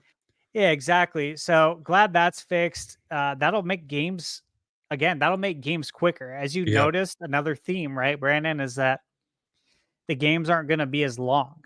Yeah. So you remove 1 minute from each quarter. Now they're 4-minute quarters. And you shouldn't have to sit through everyone setting up their plays now. Yep. So again, you're saving quite a few minutes now. Yeah. And I'm hoping and praying that carries over to other game modes, you know what I mean? Where we can just set our offensive and defensive lineups, save it, actually click save, and it remembers the save, and it remembers our settings and lineups and all that. Please, NBA 2K, let that be a thing this year. It should be global. Yeah, I really hope so. Another bullet point there I love says you can now update all of your lineups, uniforms, courts, arenas, logos, everything. Apply all. Because like sometimes I might have a gold or silver prize basketball equipped on one of my lineups, right? And I'm trying to win games so I can break open the ball and get my prize. But then you go into play, like say you're playing 3-on-3 with the gold ball, and then you go to clutch time and you go play and you're like, oh shoot, I don't have my gold ball equipped. I have a different ball equipped for this team, and I have a different ball for the full game team. It's like nobody wants to do that. It's just a pain to change it every time. Yeah. So it's nice you can press apply all. Love that. Exactly. Yep. Anything else before we move on to card collecting? And do you really No. have many thoughts on card collecting? Well, possibly, because the first bullet point says, collector challenges now primarily count cards that are locked in, and they emphasize that. So new in 2K says you can choose to lock in player cards individually, including ones that do not have a collection complete reward like season rewards. And I thought that was interesting. So once you lock it in, that means you can't sell it, Right. right? And they said that if you lock it in, you will get more towards your collector challenge. But they didn't say anything specific, and I don't think it says it in here, but they said it. Right. So I don't know what that's going to be. It makes me think that if you lock it in, you get like another card, like Yeah. a plus one. Okay. Towards And we'll see. the overall goal. Again, we're still reacting here. This is Yeah. the live stream they had was like an hour and a half ago or whatever it is. So yeah, we're still reacting to this in live time. We will see about that. We'll see. The rest of this, so they said the exchange, it's received an overhaul. Yep. Good. Because the menu is pretty clumsy. Yep. So I was happy to see that. Good. The Ascension picks, this is where you flip over one card at a time, right? And when you get to the highest tier of Ascension, there's, I think, 108 cards. Jeez. And if you have like 15 picks and you're just flipping over one at a time, it can take a while. Yeah. So what they're saying is you can now highlight, like select all the ones you want and then press probably triangle one time to open them all. Exactly. Yep. Time saving anyways. Yeah. Not Saves time. a ton of time. The next bullet point, okay, I kid you not, like this is real world experience. So they're saying that any packs you get, like award packs, for instance, when you get a badge pack or shoe pack, whatever, sometimes I've accumulated 150 to 200 packs. Do you know how long it takes to open all those? Hours. Honestly, it takes like an hour. Yeah. And there's no way for it to not take an hour. But now they're saying you can open up, it says dozens of packs, rather than filling up your unopened packs menu with dozens of packs. For the packs that do go to unopened packs, a new fast open option will quickly open the most recent packs. I'm like, yes. Yep. Honestly, that's nice. That's a huge time saver. Again, man, we've talked about this a lot. Love or hate 2K. At least they actually listened, at least on the surface, they listened to the community. They listened to the feedback. They heard our voice, and they seem to have made a lot of changes on the surface. As of August 21st, they seem to have made a lot of, seems a lot more balanced, and it seems like they listened and they're making it more time saving, not time consuming. And hopefully it's all good news from here. Anything else here before we continue to scroll down? Oh, I think that might be it, actually. That's it. Well, I mean, besides just the little stuff here, but I think that's it. Yeah. This is, again, being able to open up all the packs, especially I was going to say, Brandon, like when there's an event. Yeah. For instance, they do Halloween events, Thanksgiving, Christmas, Easter, and you accumulate like a reward card after every win. And if you're playing the game a lot, it's like, dude, you could get so many packs.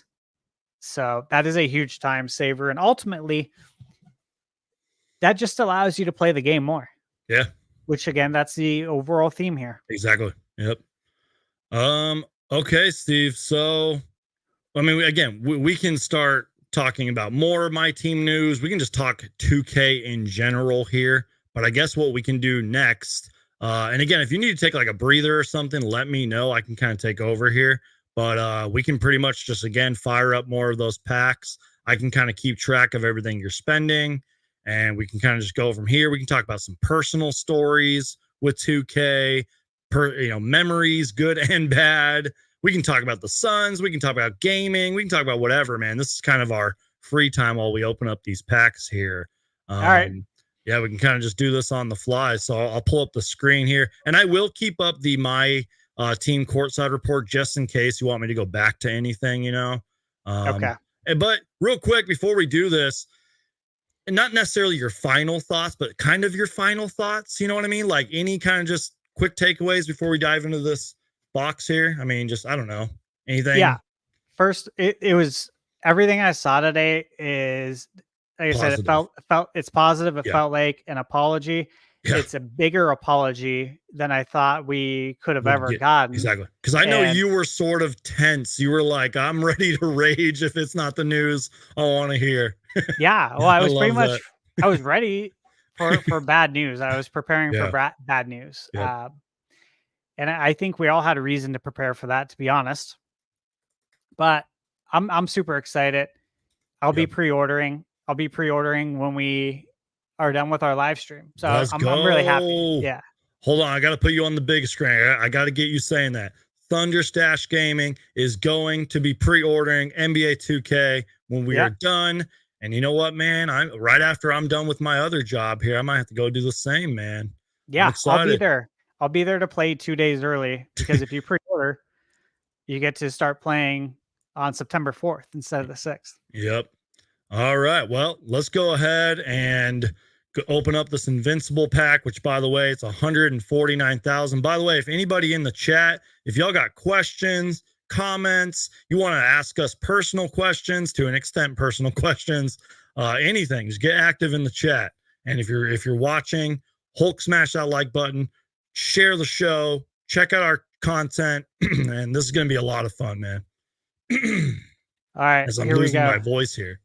This is the Invincible pack, 149K, I believe. Okay, if we don't see a shake again, we're just gonna open them all. Yep, exactly. Because there's no point to. We'd be here for like 5 hours if that were the case. Yeah, and there's a lot to go through. Yep.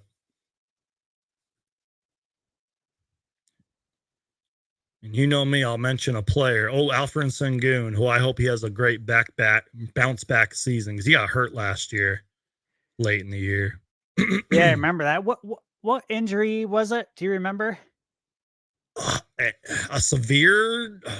I'm gonna look it up because I know that he was done for the year, and it wasn't like a gruesome injury. I don't recall, but it was bad. But then after that, they won like 10 games in a row, and almost made the play-in tournament, I believe. The Rockets are on the rise. Alfred Sengun injury. Here's the shake. Let's do it. What are we gonna get? Point guard. Who's it gonna be? Yeah, okay. Oh, James Harden. Okay. Old school James Harden. Yep. Yeah. I like it. So again, these are Team USA players from the entire USA history. So this will be fun. Hopefully I get some good ones. I knew it was an ankle injury. I should have trusted my instinct. It was an ankle injury, and I think he was done for the season.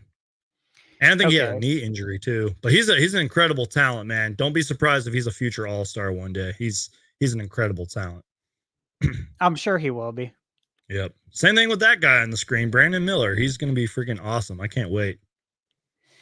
Yeah, and he's on the right team too, Sengun, to be able to showcase his talents and get playing time. Yep. Again, the Rockets won 41 games last year. I know I'm a Suns channel. Tyus Jones, let's go. But new Sun. Yep, new Phoenix Sun, our new quarterback, if you will, our new point guard. Yeah, Alfred Sengun, man, on a great Rockets team that won 41 games last year. They're going to be really good. Another LaMelo. Same LaMelo. And Steve, maybe we can talk about it later. But maybe later we can talk about Tyus Jones, because I don't think, besides over text messages, you and I haven't really talked about it. So I would love to hear your thoughts on Tyus Jones later. Yeah, we haven't. Yeah. Peyton Pritchard, let's go. Good player. Good key contributor for the Celtics. Won a championship with them. Yeah, these are all just the little things that you're going to sell and all that. Miles Turner. And I'm sure you guys have seen, but I've been pulling a lot of crap. Pretty And much. this is why I don't buy packs. Yep. And if you don't believe him on that, you can literally see on the screen you have more of the MyTeam points than you do virtual currency. You know, you had Oh, yeah. 2,000 of that. You know, At least we got a shake though. This is going to be so another here we go. invincible card. Who's it going to be? This is intense. Anthony Davis. Anthony Davis. Street clothes. Yep. His play, by the way, in the Olympics might get a little overlooked. I thought he was pretty good. He was. I thought he's better than Joel Embiid. He definitely But then was. again, a lot of players were better than Joel Embiid during the Olympics. Shaden Sharp, by the way, one of my favorite rising stars in the league. Embiid just looked lethargic out there. Yep. So real quick, we've gone from 1.5 million, or excuse me, 2.5 million to 1.5 million and some change. That's we still got a lot to go, but I'm ready. Just thought I would comment on that. Yeah. Let's do it, man. So we opened 4 boxes earlier. This is our 3rd box the second time around. I'm going to try to keep track of this. I want to say this is our 3rd box. So 3rd, okay. It's a goat box. We did Invincible first. So we've maybe done 2 or 3 Invincibles. We got a shake. We've done maybe 4 goat boxes. We got a goat. Oh, who's it going to be? Who's it going to be? Western Conference power forward Dirk again. Oh my God! You see what I'm saying? There's so many go cards, and I knew it. I was like, "That's Dirk." I just knew it. So many go cards. Yep. How do I get the same go card? You know what I mean? After you basically spent $1 million, you know what I mean? You get 2 of the same card. Yeah. Come on, 2K. Unbelievable. That's great. Oh, another go card. Well, here we go. Fingers crossed, be somebody good, please. Who's going to point guard? Western Conference? Luka. Yep. Nice. We knew that, man. We knew it. Okay. Luka. Oh boy.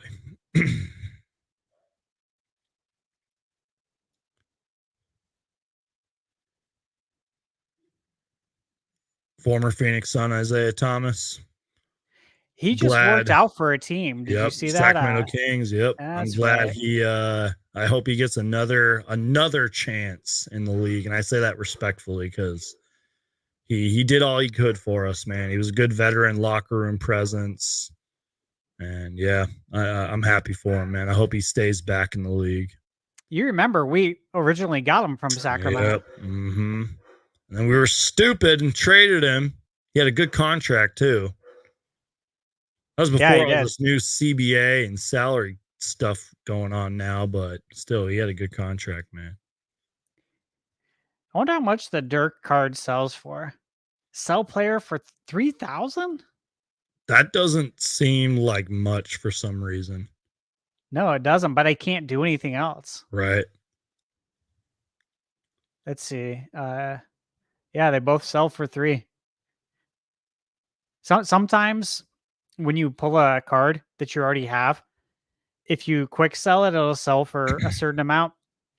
But if you go to the card in your collection, I think sometimes 2K will forget to code something, and the one in your collection, even though it's the same exact card, will sell for way more. So that's why I always check that. Right. Steve. Oh yeah, go ahead.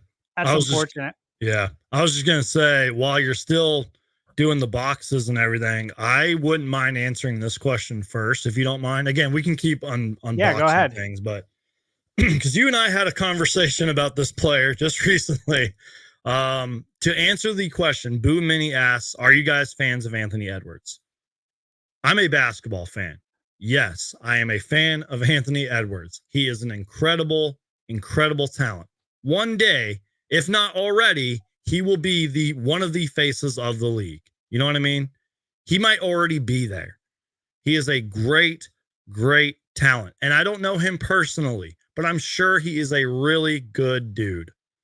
But man, he is a little too overconfident. And we had a question about that, but I'm salty about it because he recently made a comment where he pretty much said, I didn't watch it. I haven't watched like NBA history. I didn't watch like players in the 90s and all that, but Michael Jordan was the only one with talent, blah, blah, blah. Stupid comment. Don't know what he was thinking. Don't know if he was high or drunk when he said that.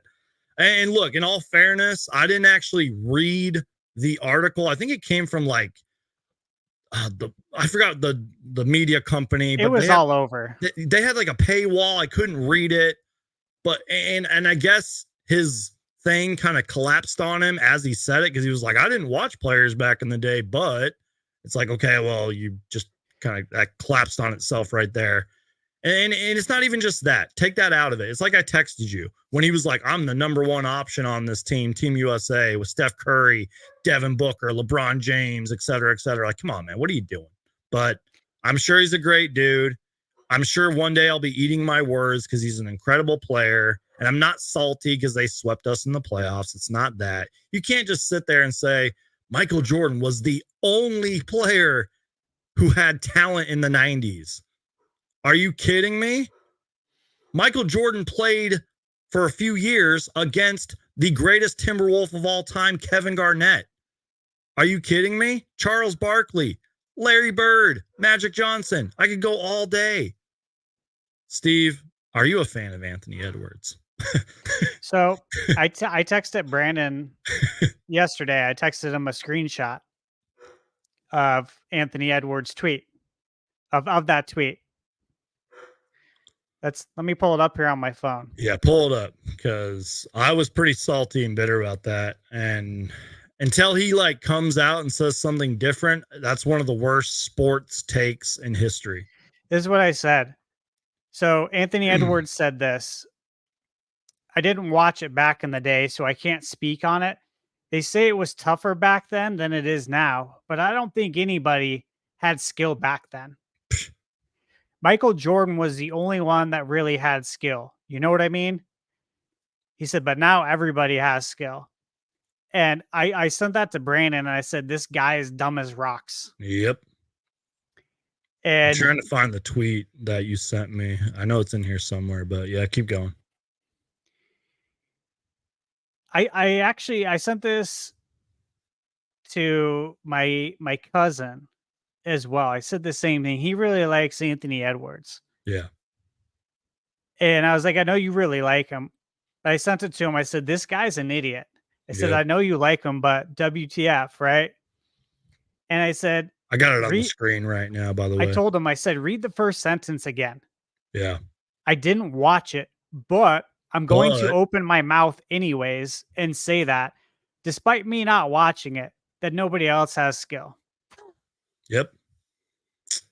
Like, what is wrong with this dude? It's on the screen right now. If y'all want to see it, this is a real thing. And again, there was a paywall. It was the Wall Street Journal. That's what I was thinking of. Wall Street Journal. But there's a paywall. You can't actually read like the full article and quote, I believe, unless somebody has a thing to it. But that doesn't matter. What matters is what he said. Yeah. So my cousin replies and he said, he's 23 years old, man, born in 2001. It just wasn't his era. Dumb thing to say, just shows his age and maturity, which are pretty low still. And I said, you know, that's all he had to say instead of disrespecting generations of NBA players. You say I didn't watch basketball back then, but I know Jordan had some real skills instead of I don't think anybody had skills back then but Jordan. Like, come on, dude. That's all you had to say. Yep, exactly. And it's funny that you were talking to, it's Jim, correct? You were talking to Jim. Yeah. I was messaging one of my good friends. Now, again, I'm being a little biased here because my friend, Super Mario Hoops, content creator, good friend of mine, he's a big NBA history guy. We tried to look past that, and I want to read you one of his replies. He says, like me, you, and a lot of us aren't NBA players. Clearly, you and I are not NBA players. But that doesn't mean we know the NBA or basketball any less than he does. You know what I mean? No. And you're legit disrespecting countless players. You and I could have a 2-3 hour podcast on just the 90s decade alone and all the great talent that was in the 90s. And you know me, Steve, I can talk to you about the Bill Russells, Wilt Chamberlains, Elgin Baylors of this game, Larry Bird. I could go all day. Yeah. And I get that he said, I didn't watch it back in the day, but come on, man. You're in the NBA. You should know these legends.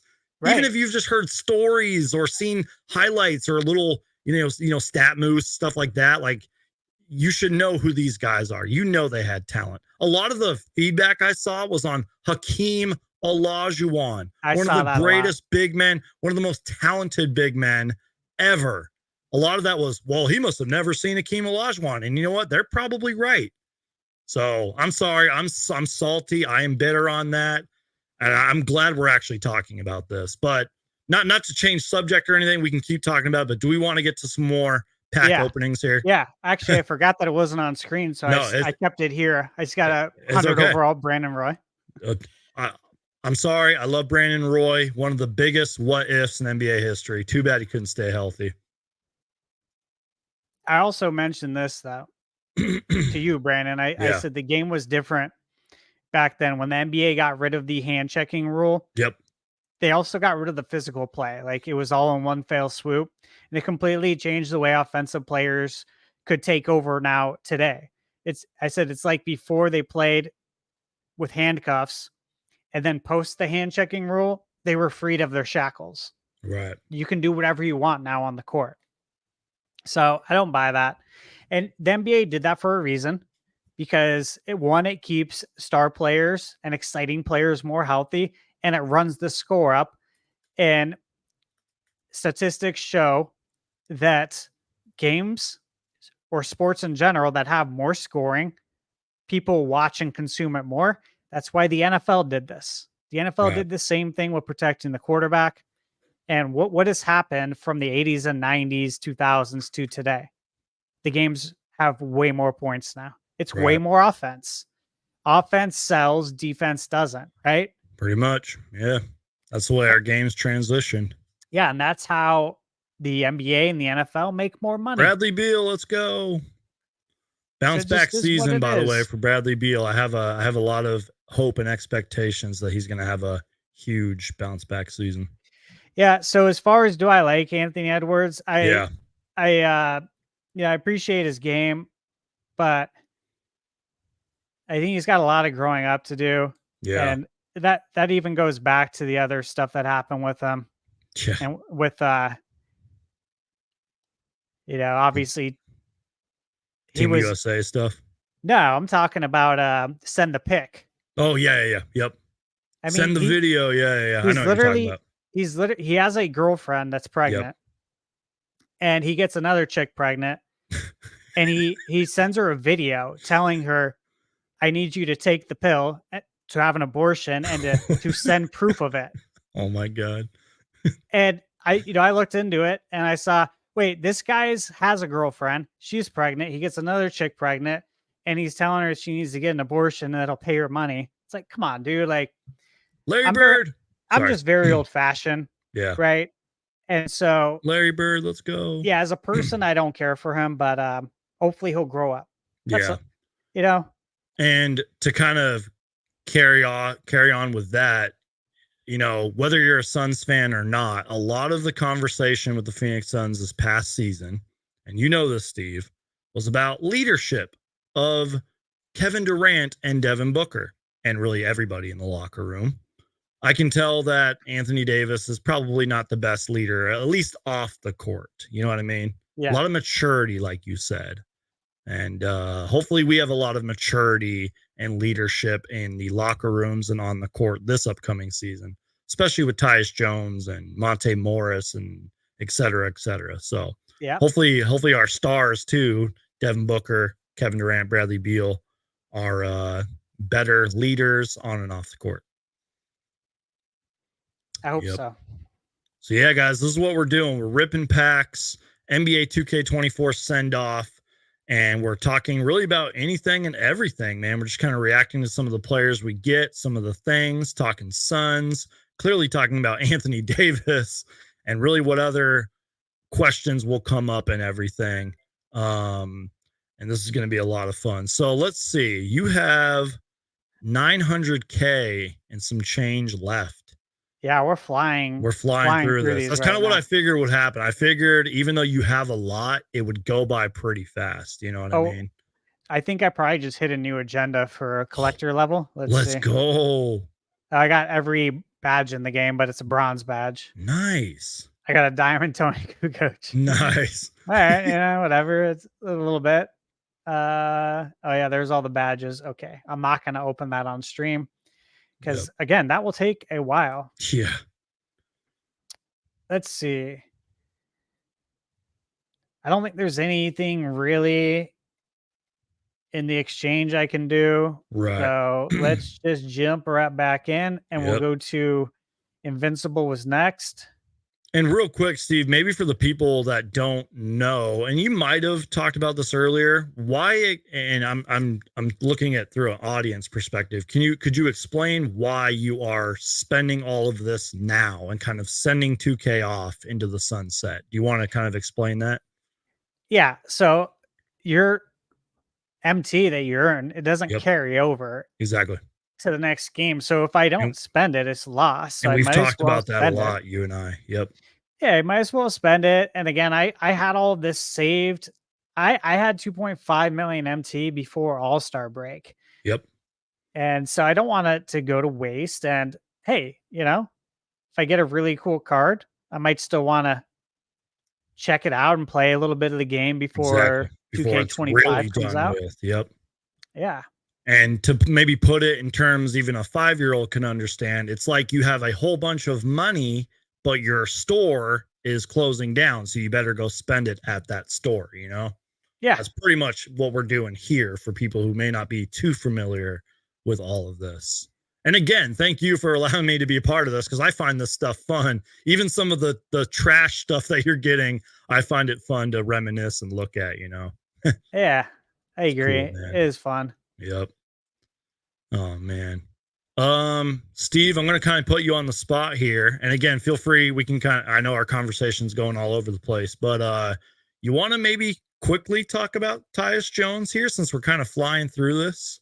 You want to talk to mainly my SunsGeek audience here and kind of give your thoughts on Tyus Jones and maybe even a little bit of Monte Morris, man. I don't know if you saw any of my streams or videos, but I was absolutely hyped when we got Tyus Jones. I was literally about to get in the car to go see Deadpool and Wolverine, which, by the way, I don't know if you saw my poster up here, my Deadpool and Wolverine poster. Yeah. I was literally about to get in the car. My phone starts going nuts and I knew something happened. Oops. And I saw the notification that we got Tyus Jones. I got out of the car, went right upstairs, went live. I was freaking out. We signed Tyus Jones. So, Steve, what are your thoughts, man? Are you as thrilled as I am? What are you thinking, man, on Tyus Jones, the Phoenix Suns' newest point guard? I'm 100% as thrilled as you are. This is a huge, huge pickup. And I don't think a majority of the fan base understands how big of a pickup this is. Preach. He is number one in the league in turnovers per game, meaning he is the best ball protector. We needed somebody, right? We talked about this before. I talked about this with you. We needed somebody to set the table for the team. Preach. Okay? And we needed to get the ball out of Booker's hands. He shouldn't be playing point guard because he is best when he is focusing on doing what? Scoring, when he's coming off screens. In the basket. Yeah. And when you're setting the table for everyone, that's not your number one focus, can't be scoring. And so now he's going to be able to play to his strengths. This is huge. Tyus Jones's IQ is through the roof. That's, again, why he leads the league in the lowest amount of turnovers. Yep, assist to turnover ratio. Yep. Yeah, and if you look at when we had CP, and again, I talked about this on your live stream, when we had CP, we were in the top 5 every year for least amount of turnovers. Yep. What And card are we going to get, by the way? Sorry. Oh, It's 23. Michael Jordan. Oh, it's Let's 100 go. overall. Let's go. That's awesome. Yes. We got 100 overall Michael Jordan. What box Sick. was this again? This was the 100 overall box. Let's go. Okay, see, like this is the kind of card that I'm excited to get because I'll actually play with this card. Let's go. That's Michael, awesome. the GOAT, Jordan. I love it. That's so cool. I'm sorry to interrupt your thoughts. I saw that. I was like 23 Bulls, Michael Jordan. That's badass. Yeah. So obviously, like bringing back CP, that ain't gonna work, right? Like Yeah. he is old. He's older. I mean, he's the same age as me. Yep. We're both born on May 7th, 1985. That's so cool, by the way. Yeah. So he's old. And we need someone long term. Now the only thing that I guess I'm a little concerned about is it's not a genuine concern, but you know, we only got him for a 1-year contract. Pretty much, yeah. Yep. And you know, his agent said that this is the best thing you could do. Yep. Is to go sign with the Suns because it's going to improve your value. Yep. And I already believe that his value is going to go through the roof because of this.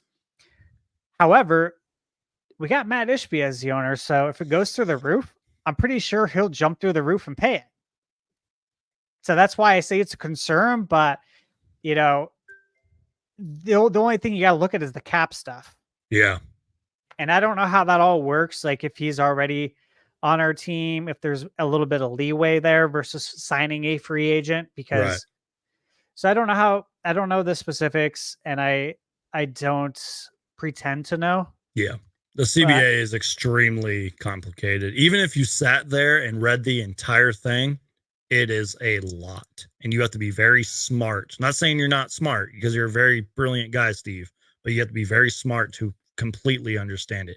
Even some of the people I listen to, they know a lot more about it, but even they don't know that much. That's what Matt Ishbia, James Jones, Josh Bartle Sr. is our CEO. That's what they get paid to do, to literally sit there and study it like it's a test or something, you know? Like they have to ace it. And that's the thing, is that I don't get paid to do it. Exactly. And I'm not I don't get paid. Yeah. in it. I'm not going to sit there and read it. You know what I mean? Like, no way. That's just too much. And again, it's too, I'm not that smart of a guy, but it's way too past me. You know what I mean? Before we continue talking about Tyus Jones and stuff, because I love some of the points you made, we're already at 436,000 and some change. Real quick on the Tyus Jones stuff, just so people know, I do kind of agree with you on that. It is a 1-year rental, and his value is probably going to skyrocket. Let's say he has like an incredible season, averages like 8 assists or more. You know what I mean? He's happy. Because first off, he already seemed thrilled to be here. You know what I mean? And the season hasn't even started yet. He's got that connection with Grayson Allen, by the way, from their Duke years, and he, you know, Devin Booker and all them. He's got a lot of connections here. But I am just trying to focus on the now. Maybe later on, as we get closer to the playoffs, we'll have more of the conversation of, oh, can we bring him back? Because I don't think we have his bird rights or anything. Yeah. Doesn't matter. I'm just happy he is here. The Monte Morris edition alone was already great because he's like a discounted Tyus Jones in a way, especially with the assist to turnover ratio. Monte Morris killed us in the playoffs 2 years ago when we played Denver. Exactly. He was the killer off the bench. And again, I think people forget that. Yep. But he's very good. Yep. That was a huge pickup. So we essentially have 2 starting point guards now. Exactly. We went into the summer with no starting point guard. 0 point guard. And now we have 2 that could start. Yep. So this is honestly, those are massive and also massively underrated pickups. Exactly. And we also have a couple backup point guards. Well, I should say backup point guards, like some third stringers. And Mike Budenholzer said this the day of his introductory press conference, that now, again, this was long before we saw Monte Morris, long before we got Tyus Jones, but he said, we probably need a point guard, but we need to learn how to play without one. I feel like that falls onto Devin Booker and Bradley Beal. You know what I mean? So they're going to Yeah. have to learn to play without the point guard, but also maybe play a true point guard role, which is another reason I'm biased here. I'm passionate about this. I'm kind of glad we kept Yusuf Nurkic because he's one of the better passers for a big man in the league. He's a connector, if you will. Oh, yeah. So, yeah, I'm pretty thrilled about that. I think Nurk's gonna have a great year too. Everything I've seen, he's just been Have you in the seen gym. his weight loss? You know, Yeah, he's at least lost that's a what lot it of weight. looks like. It looks like he's lost a lot of weight. He's more leaner. It seems like he's been locked in the gym. We already know Kevin Durant and Devin Booker have been locked in the gym pre-Team USA and after. I mean, I'm sure right now they're on vacation. By the way, did you see that picture of him, KD, and Matt Ishbia? That was they're on the boat or whatever. Did you see that? Dude, Yeah, I saw it. I love that as a Great Suns picture. fan.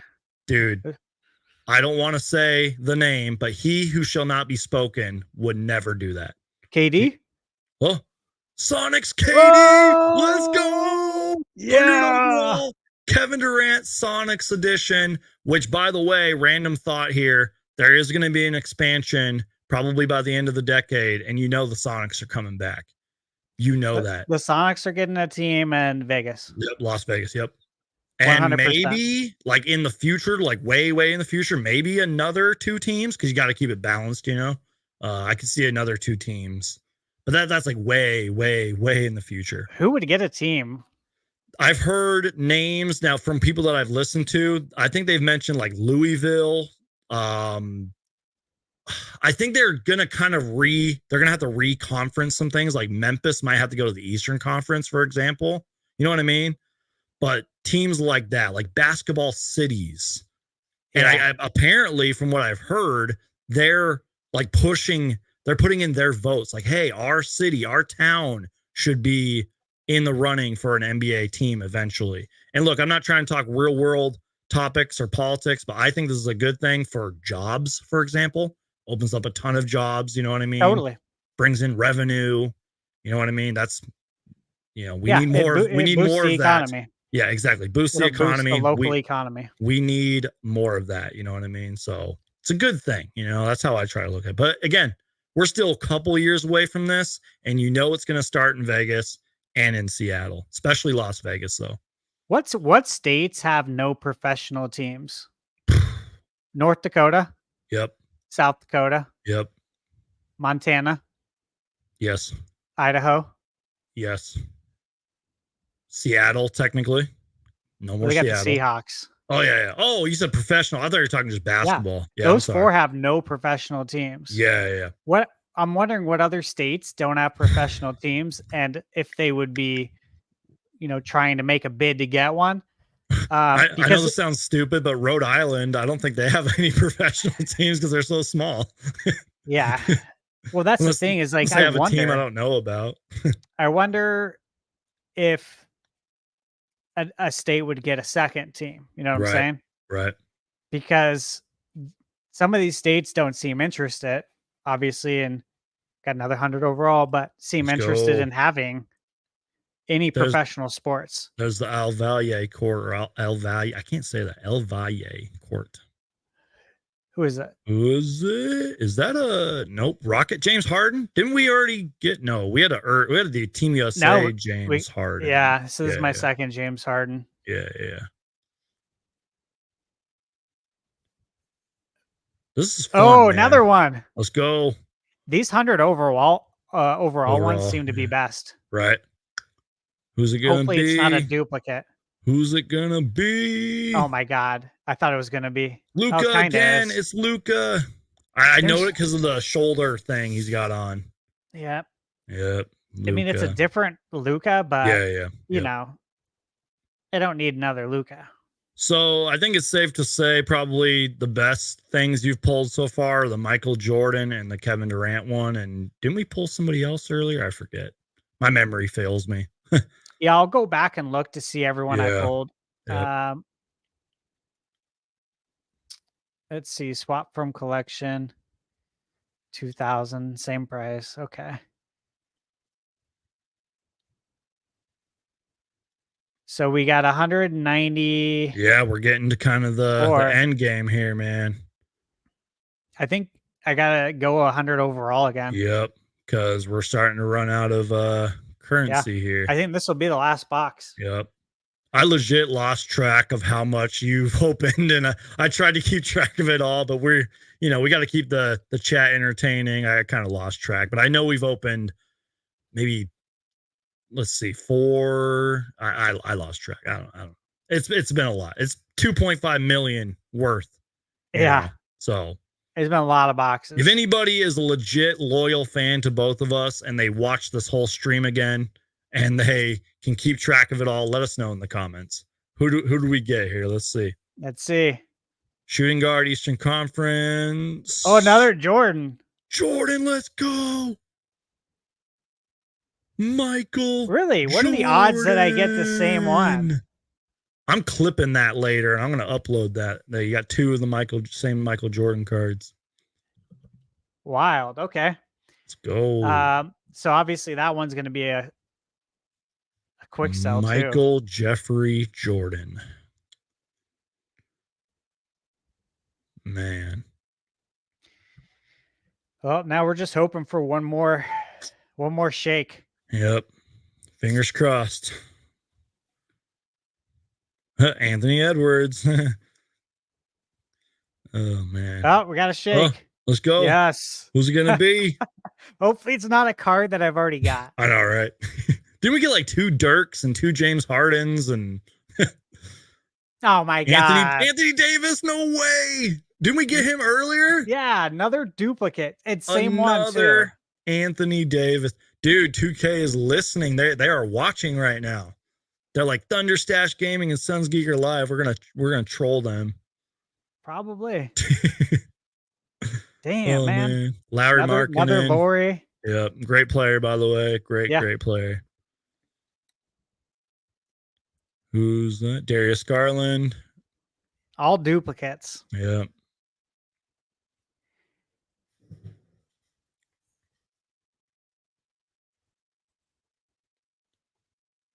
Wow. Chet Holmgren. Yeah, we've gotten a few Chet Holmgrens in here. So Amon Thompson, we gotten a few of him. Here's the thing, too. Thing about this. In terms of 2K25 and the auction house coming back. Yeah. If I pulled a Jordan and I sold it in the auction house, I would get at least 100,000. That's the minimum I'd get. Nice. It would probably sell for, I don't know, 7, 8, 9, $1 million. Yeah. Look how much it sells for. Under, and I sell it to 2K, 3,000. Yeah, that's total bullshit. But you know what I'm saying? Like, yep. That will be fixed now, thankfully. Yeah. And I feel like that's a lot of what we talked about, what the courtside report talked about, what the 2 guys earlier on the stream talked about, you know what I mean? Yeah. So again, seems like they listened to the community, lots of feedback, and we have 78,000 and some change left to go. Maybe we because we can't open a GOAT box. So yeah, we got is packs now. We got packs now. We're really in the end game now. We can only open packs, and these are going to go by fast too because that was 21K. Yeah. So, oh boy. Nothing. So these are going to be less impressive cards, pretty much. What's the best basketball you've gotten, by the way? Like gold or like didn't they have a like a diamond and did they ever have like a glow in the dark ball? Or am I tripping? No. I think the coolest ball I have right now is the tie-dye basketball. Okay. And they released it for Bill Walton. Oh, R.I.P. man. Yeah. It's cool. One of the greatest big men ever. Again, with all due respect to him, may he rest in peace, but also one of the biggest what ifs in NBA history if he would have stayed healthy. Oh, yeah, he was an incredible talent. If you're a younger person watching, seriously, go look up Bill Russell. Or not Bill Russell. Yeah, but look up Bill Russell, but look up Bill Walton. Incredible talent. Speaking of highlights, by the way, you were talking about Tyus Jones earlier. Seriously, just go spend 5 minutes and watch some Tyus Jones highlights. Dude, he is going to change so much just for him being on the court and being that threat that you have to respect out there. Like, he's going to open the floor so much for this team. He's going to take less pressure and effort off of our big three. It's going to be so fun, man. And like you said, getting the guys to their right spots, getting them open. It's going to be amazing, dude. Can't wait. Same thing with Monte Morris. Monte Morris might be a little overlooked. We only got 17K left, by the way. That went fast. That went fast. Last pack. It's either 100 overall or Invincible. I can afford either. Which one, though? You know what? Let's do Invincible, man. Something's telling me to do Invincible. Let's do it. Moment of truth. Here we go. What are we going to get? No shake. Nope. We got a gold Sadiq Bey. That's tough. That's tough. Oh, craptastic, dude. That's it. That's it. I think that's it, yeah. What Let's about see. didn't you get a reward?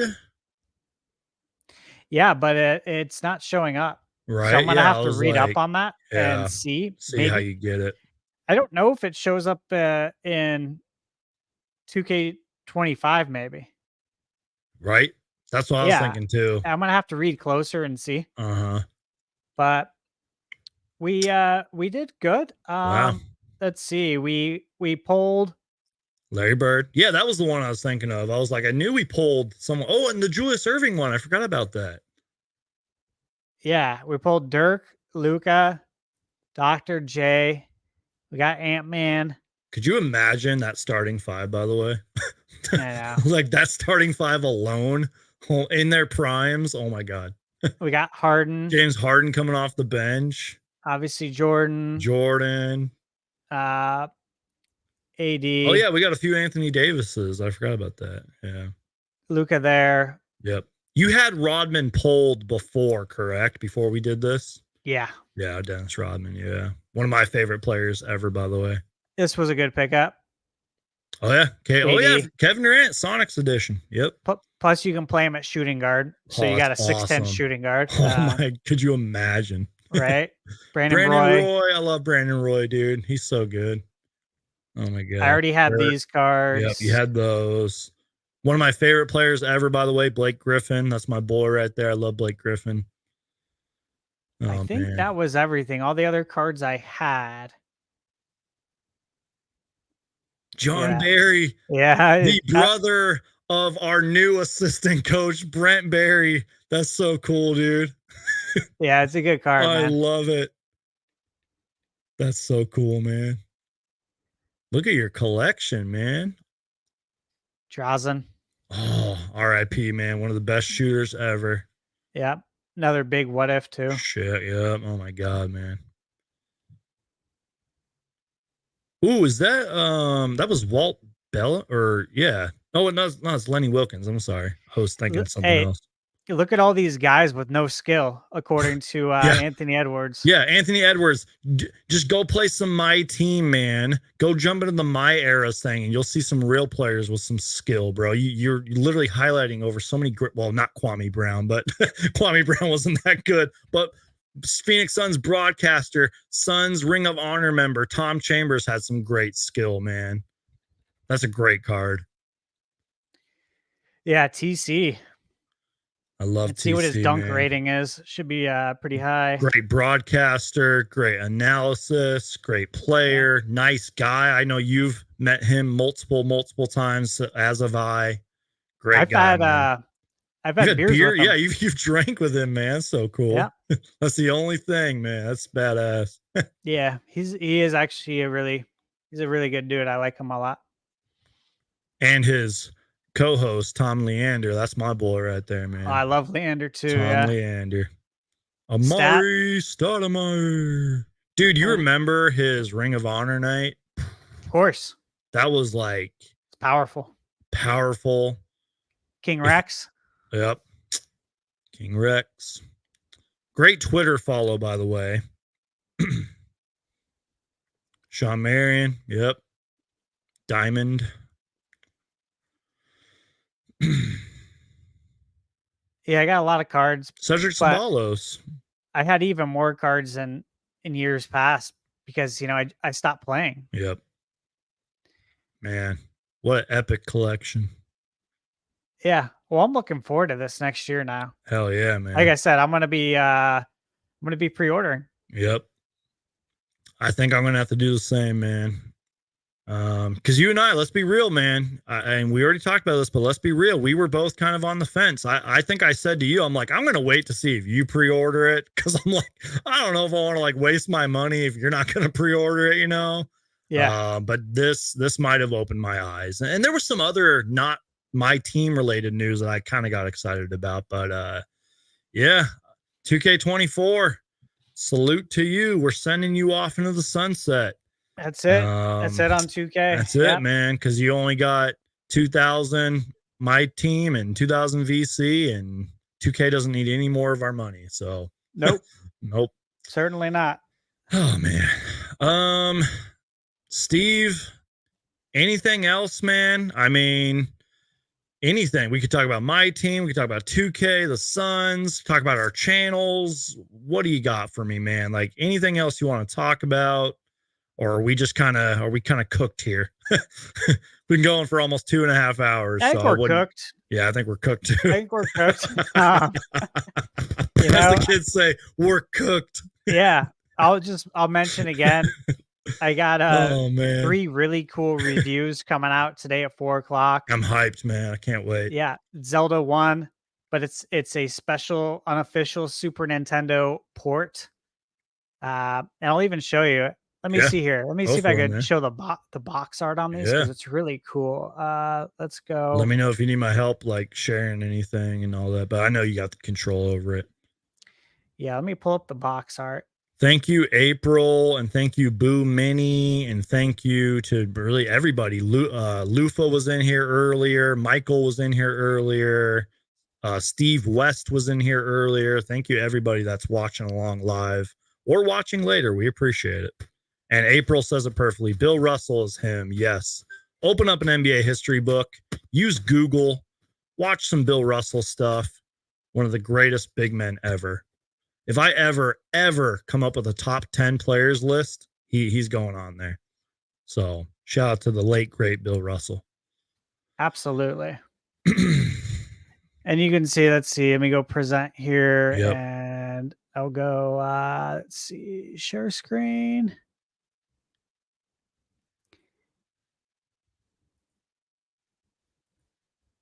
There we go. Yep, and so this is the Zelda Link to the Past. Oh. And you can see, obviously, it's got a unique box art there. Super Nintendo. Yep. MSU1 media enhancement, which again is like what the Super Nintendo CD would have been able to do. And there's over 100 fully orchestrated CD quality songs on this game. And it's really cool. And like all the songs fit. Yeah. It just really... It really kind of intensified things and like made it a lot more dramatic. And I played it on my projector with the surround sound, and it was just like, dude, it was banging. It was really good. And cool, everyone knows like the Zelda games. Yeah. Just a lot of passionate fans. Yeah, but it just has some of the best video game music like of all time. So it was really cool. That's awesome, man. Yeah, thank you. Thank you for sharing that with us. We got that. And let me show you this too. Yeah. Let me go. And again, for those of you watching, Steve's going to have 3 videos back to back to back talking all about this stuff. I can't wait, man. This is the other one here. Mm-hmm. And I'll just share this window. This is for the original Legend of Zelda. And again, you guys see that box art, Super Nintendo CD? Yep. This is the original Zelda that was never released. Great thumbnail, by the way. Yeah, thanks, man. I was trying to find the box art and I couldn't find it. So I figured I'll just show you the thumbnail. And then here's the other thumbnail that I'll show you guys. I love your shirt, by the way. That shirt is epic. Thanks, dude. It's so old. It's so old, and I don't even know like how. I don't know how it fits, but It's I it's kind love of it, it's a man. tight fit because it's pretty old. And Yep. here's the other one. Oh, that's So epic. again, yeah, this is Zelda 2: The Adventure of Link, but with a fully orchestrated soundtrack. Obviously, this is an NES game, so it never existed on Super Nintendo. It was ported unofficially, and it has the full orchestrated soundtrack. So yeah, that's what I got going up today at 4. And of course, I have the Nintendo Byte podcast at 6 p.m. today with Nintendo Prime. And we'll probably be talking Switch 2 news and rumors. And, one thing that gets me excited in connection with what we're talking about today Hmm. is when the Switch 2 comes out, being able to play NBA 2K at 60 frames per second portably. Because right now, you can play 2K on Switch, but it's at 30, and the Yeah. game is just considerably slower. Yeah. The idea of playing 2K portably at 60 frames has always been something that has been very exciting. Yeah. Definitely. No, I hear you on that, man. That was my first thought. Playing on 30 frames, much slower. Yeah, I hear you on that, absolutely. man. Well, Steve, this was a lot of fun, man. Thank you for allowing me to be a part of this. I know it benefits both of our channels. It's always fun talking ball and gaming with you. Love talking 2K with you, man. And I mean this from the bottom of my heart, man. I'm super proud of you and your growth on your channel. It's been incredible to see how you've grown over the years, not just for your subscriber rate, but your content rate. Like your uploading schedule inspires me. All the work you're doing, all your Thanks, man. gaming reviews, all your YouTube shorts and TikToks and everything. It is truly inspiring, man. So whether Thank you're you. watching on Thunderstash Gaming's channel or my channel, seriously, click that subscribe button for both of us. Follow us. And as I like to say, Steve, at the end of the day, just keep watching us. Even if you hate our faces, just keep watching because that's all YouTube cares about, man. We Yep. got so much content on the way, Steve, especially me. Even though we're kind of on the dog days of the NBA offseason, we still got all of September to go. I'm going to have some live shows coming up, content coming out. And you already know if it has to deal with the Phoenix Suns, I'm going to make a video about it, man. I can't wait to get you back on the channel. We're going to have to do a Suns edition, some kind of live show or something like that. Maybe we'll sprinkle a little gaming in there, maybe some 2K talk. Yeah. Yeah, because we That'd be got fun. time, obviously. We got like a month and a half or whatever. So we can Yeah. do some good live shows, man. I'm pumped, man. And looking forward to all of your content. Make sure to try to get a power nap in or something, Steve. I know you got a lot of stuff coming out today and you got that Yeah. podcast later. So I'm going to try. I was up yeah. at 4 in the morning. That's when I get So up. early. So I usually try to take a power nap before the podcast. Yep. So yeah, I'll probably try to get one in Yep. a couple hours here.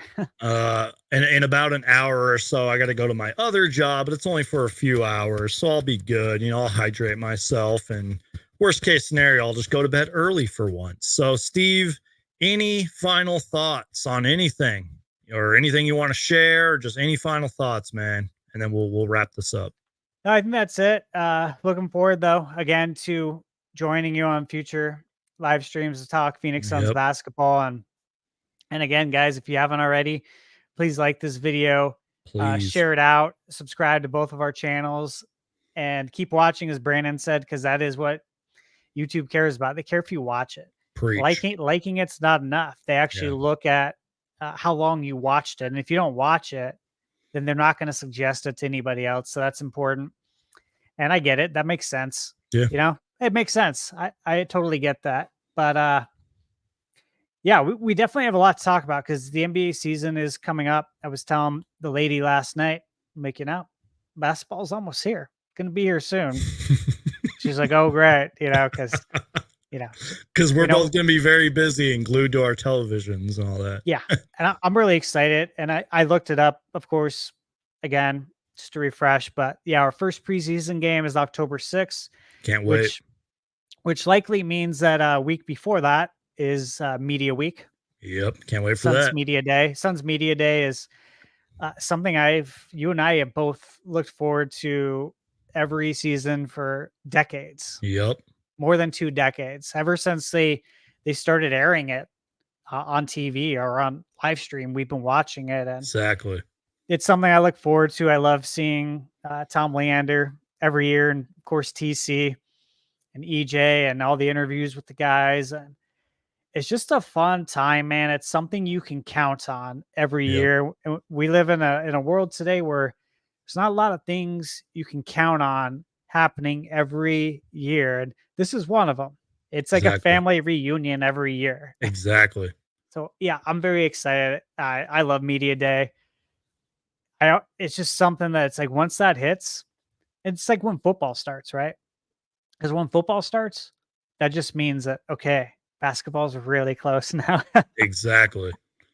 I don't want to keep us too much longer, but I totally agree with you. For me personally, and you know this, Media Day is a holiday for me, like Yeah. a legit holiday.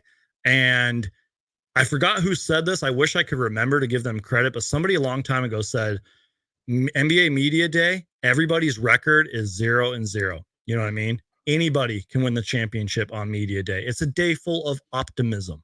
You know what I Yeah, mean? And it again, is. there's not much optimism in the world. There's not much optimism in sports, although I try to keep it optimistic. Yeah, we Everybody's both do. optimistic that day, and everybody has a record of 0-0.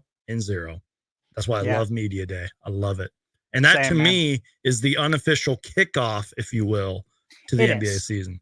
It is. It's the kickoff, and Can't wait. it's hype, and I can't wait. And I'm yeah, I'm pumped, looking man. forward to it, man.